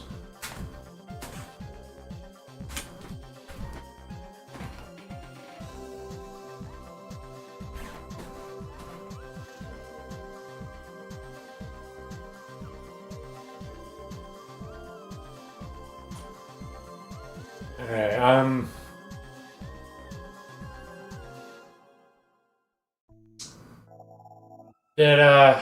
I'll ask you one question before I close the stream. Anything interesting happen on your streams? I was listening and talking to Wolf. I give you likes. Like I'll watch for a bit, but I don't. I often don't feel like talking. It's kind of a commitment to hop into a voice chat. Oh, I didn't even have a VC for my stream today. I just decided to turn it on. I got 30 viewers, and I just started to read every single comment and did my little bit of my commentary, and that's about it. I almost feel like I didn't deserve an audience, first of all, but I got a reputation, I guess, and I enjoyed streaming for an hour and a half, or however long I did. It's kind of a nice little therapeutic thing for me. No, I do value this. It's going to hurt if I'm not able to do this. Like when my teeth break and fall out, or if the internet gets worse, like it already is. And I mean that's it. And that's gonna suck because this gives me a lot of validation, fulfillment. Like I said, it feels like you're being smothered. It feels like you're becoming nothing. It's like you're dying without this. It's like, how can you prove you exist if you aren't like constantly engaging in determinations with a bunch of people? I wouldn't say anything like interesting really happened in mine. I don't know. What do you think, Tracer? Did anything interesting happen? I don't know. I mean, I thought we had a good discussion, especially when it came to the black pill and certain political ideology. Forgive me for being worn down. I was on Brent's stream, and I'm not exactly one who has high stamina for talking, or my mental battery drains quickly when I talk a lot, and I've talked a lot this entire week, so forgive me for being a bit drained by now. But I thought we had a good discussion near the middle, and it carried it, and the stream we had together didn't go on for too long. And Wolf, I enjoyed your stream today. I felt that it was good. I don't think it was a waste of time personally. The fact that you had an engaged chat and people were chatting, including me and Brent, hopefully, I know it might not always seem that way, but I think that was proof enough that people valued it and appreciated it because they were talking and just talking with you and each other there, and you created a space for others to do that. Thank you. I appreciate that. Knowing that my streams are not in vain. I mean, I sometimes ponder why I even do streams, but it's just like it makes me feel like I made an impact on the world, so that makes me feel good about myself. You do have an impact on us. Especially Dags. I mean, Dags has influenced me to stream in the first place. Well, you also, uplifted me, directed people to me when I was trying to come back from nothing. Thank you. Appreciate that. I mean, you really notice how much you need it and care about it whenever it gets taken away repeatedly. Yeah.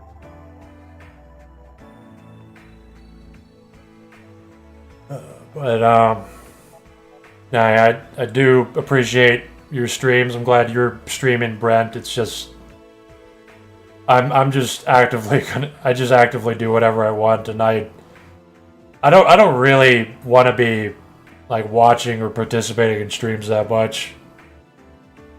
Yeah, I feel ya. Yeah, it is a marathon thing, I would say. Sometimes that's why I don't participate as much as I probably could in Wolf streams, just because a lot of the times I don't have the energy, and knowing me, I probably going go ghost from being a guest on streams for a week or two to recharge and recalibrate so I could be better whenever I'm on a stream. Yeah. I also can't use my AC in a voice chat, and it gets hot quick. This week I was writing a bit. I watched the new Devilman anime in 2017, which was good. I was rewatching Retsupre, making fun of Space Cobra, which was I love rewatching that shit. And it's hours and hours. I gotta rewatch some. Oh, not even rewatch. I gotta watch some of the anime I've downloaded over the years, because I have like anime series I've downloaded like 9 years ago that I still haven't watched yet. Yeah, Z-Man, I figured out that I can make a 100% discount code for a product. So it kind of eliminated the whole problem. He bought the ebook off Amazon, which doesn't update apparently whenever I re-upload it. Amazon's only good for selling physical copies. But and a lot of anime honestly sucks. I was surprised that Devilman was actually pretty good.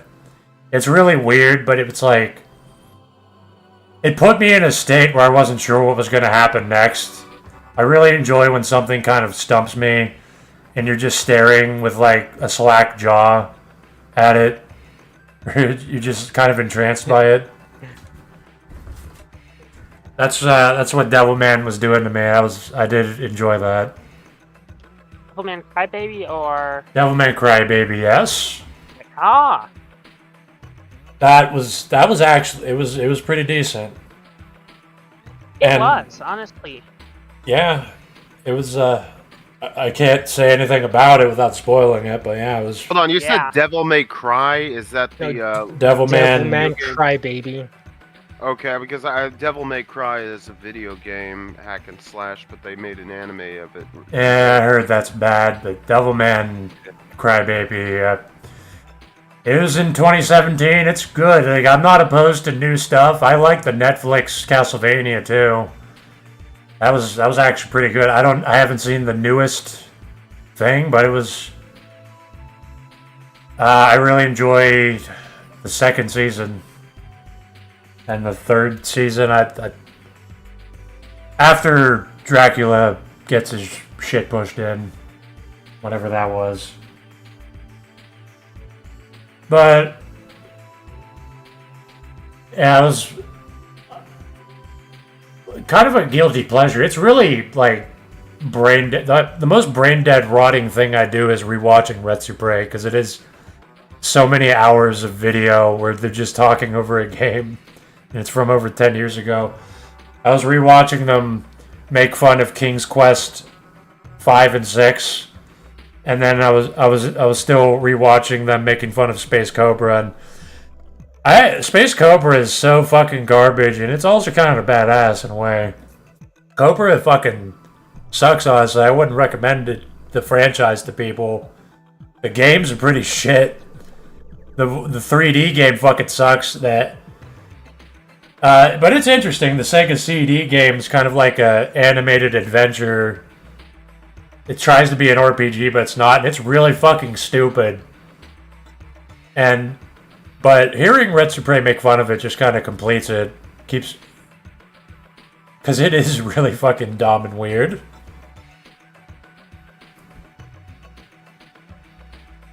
And they're like the only guys that make fun of things and talk in a way that I find entertaining, because it's more classy, I guess, but I was possibly gonna rewatch Space Dandy a bit, but I didn't enjoy it that I love much. Space Dandy. Speaking of sci-fi, that's kind of I like Space Dandy because Space Dandy it's very comedic. It's like Johnny Bravo meets Futurama meets Rick and Morty. It has that vibe to it. I do like sci-fantasy where it's in space and they're just like, fuck it, who cares? Like, they have spaceships, but there's like random shit happening, who cares? I like that. You know, Space Cobra does that too, where it's like, fuck it, there's magic, who cares? There's just random shit happening. Whatever I make up, that's what's happening. And I'm down with that. I enjoyed Space Dandy, but not enough for a rewatch, I think. I definitely want to give it a rewatch sometime.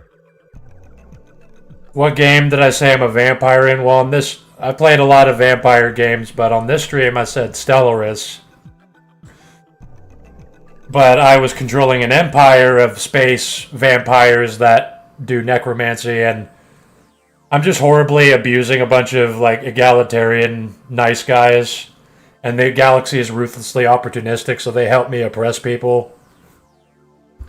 There's like these people that are trying to be like Star Trek, and I just come in and just fuck them up. I like make an army of zombies, and we just go in and kill them all, and then I enslave them and force them to make smartphones and mine rocks. And we also, you know, eat them for their DNA and assimilate them into ourselves, but whatever. I like being... I play as the good guys a lot. I like playing evil guys once in a while. Because I had one empire that's based on the Mage Council, where it's a bunch of psychics secretly running like a liberal government. It's like liberal, but it's like a shadow Illuminati government where nobody knows that there's wizards actually deciding everything. And that's my good guy empire, where it's like, yeah, refugees welcome, open borders, we need people to do these jobs, whatever.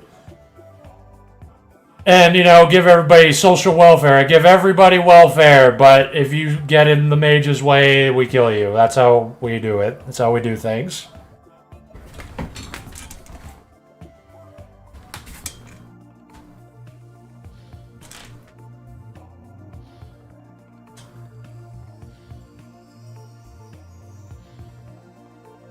Yeah, I'll, guess I'll stop it here. I went 30 minutes longer, but... Alright. Thanks for coming on, Brent, Disgraced, Liberal, and Wolf. Thank you. Thank you for having me. I felt especially the first part of the stream, that was great, the opening. And thanks Yeah, for you had a having lot me. of... Yeah, not to interrupt, but you had a No, you're lot good. of fire, and I guess that, like, a lot of... what can I spunk? Passion. It was like really like, you know, you had a lot of energy on the first half of the stream. Yeah, well, it was hour. I had a bit more energy, and the topics were like genuinely absurd. Like there's flock cameras everywhere, but the Jewish neighborhoods. It's like how can you take this society seriously anymore?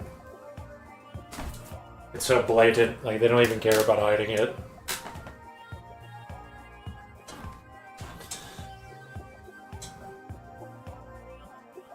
Right, I'm gonna hop off now. Take care, everyone. Thank you so much for having me. Take care. Bye. Yeah. The music right now is the Kaze no Notam soundtrack. It's just been repeating the album over and over.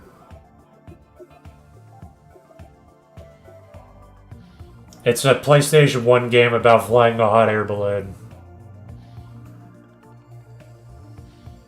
But it has an amazing soundtrack for some reason. Like it sounds like vaporwave, but this was from the time being referenced by vaporwave. So this was legit. So this is legit. Anyway, that's it. Later. Alright, later, Dags.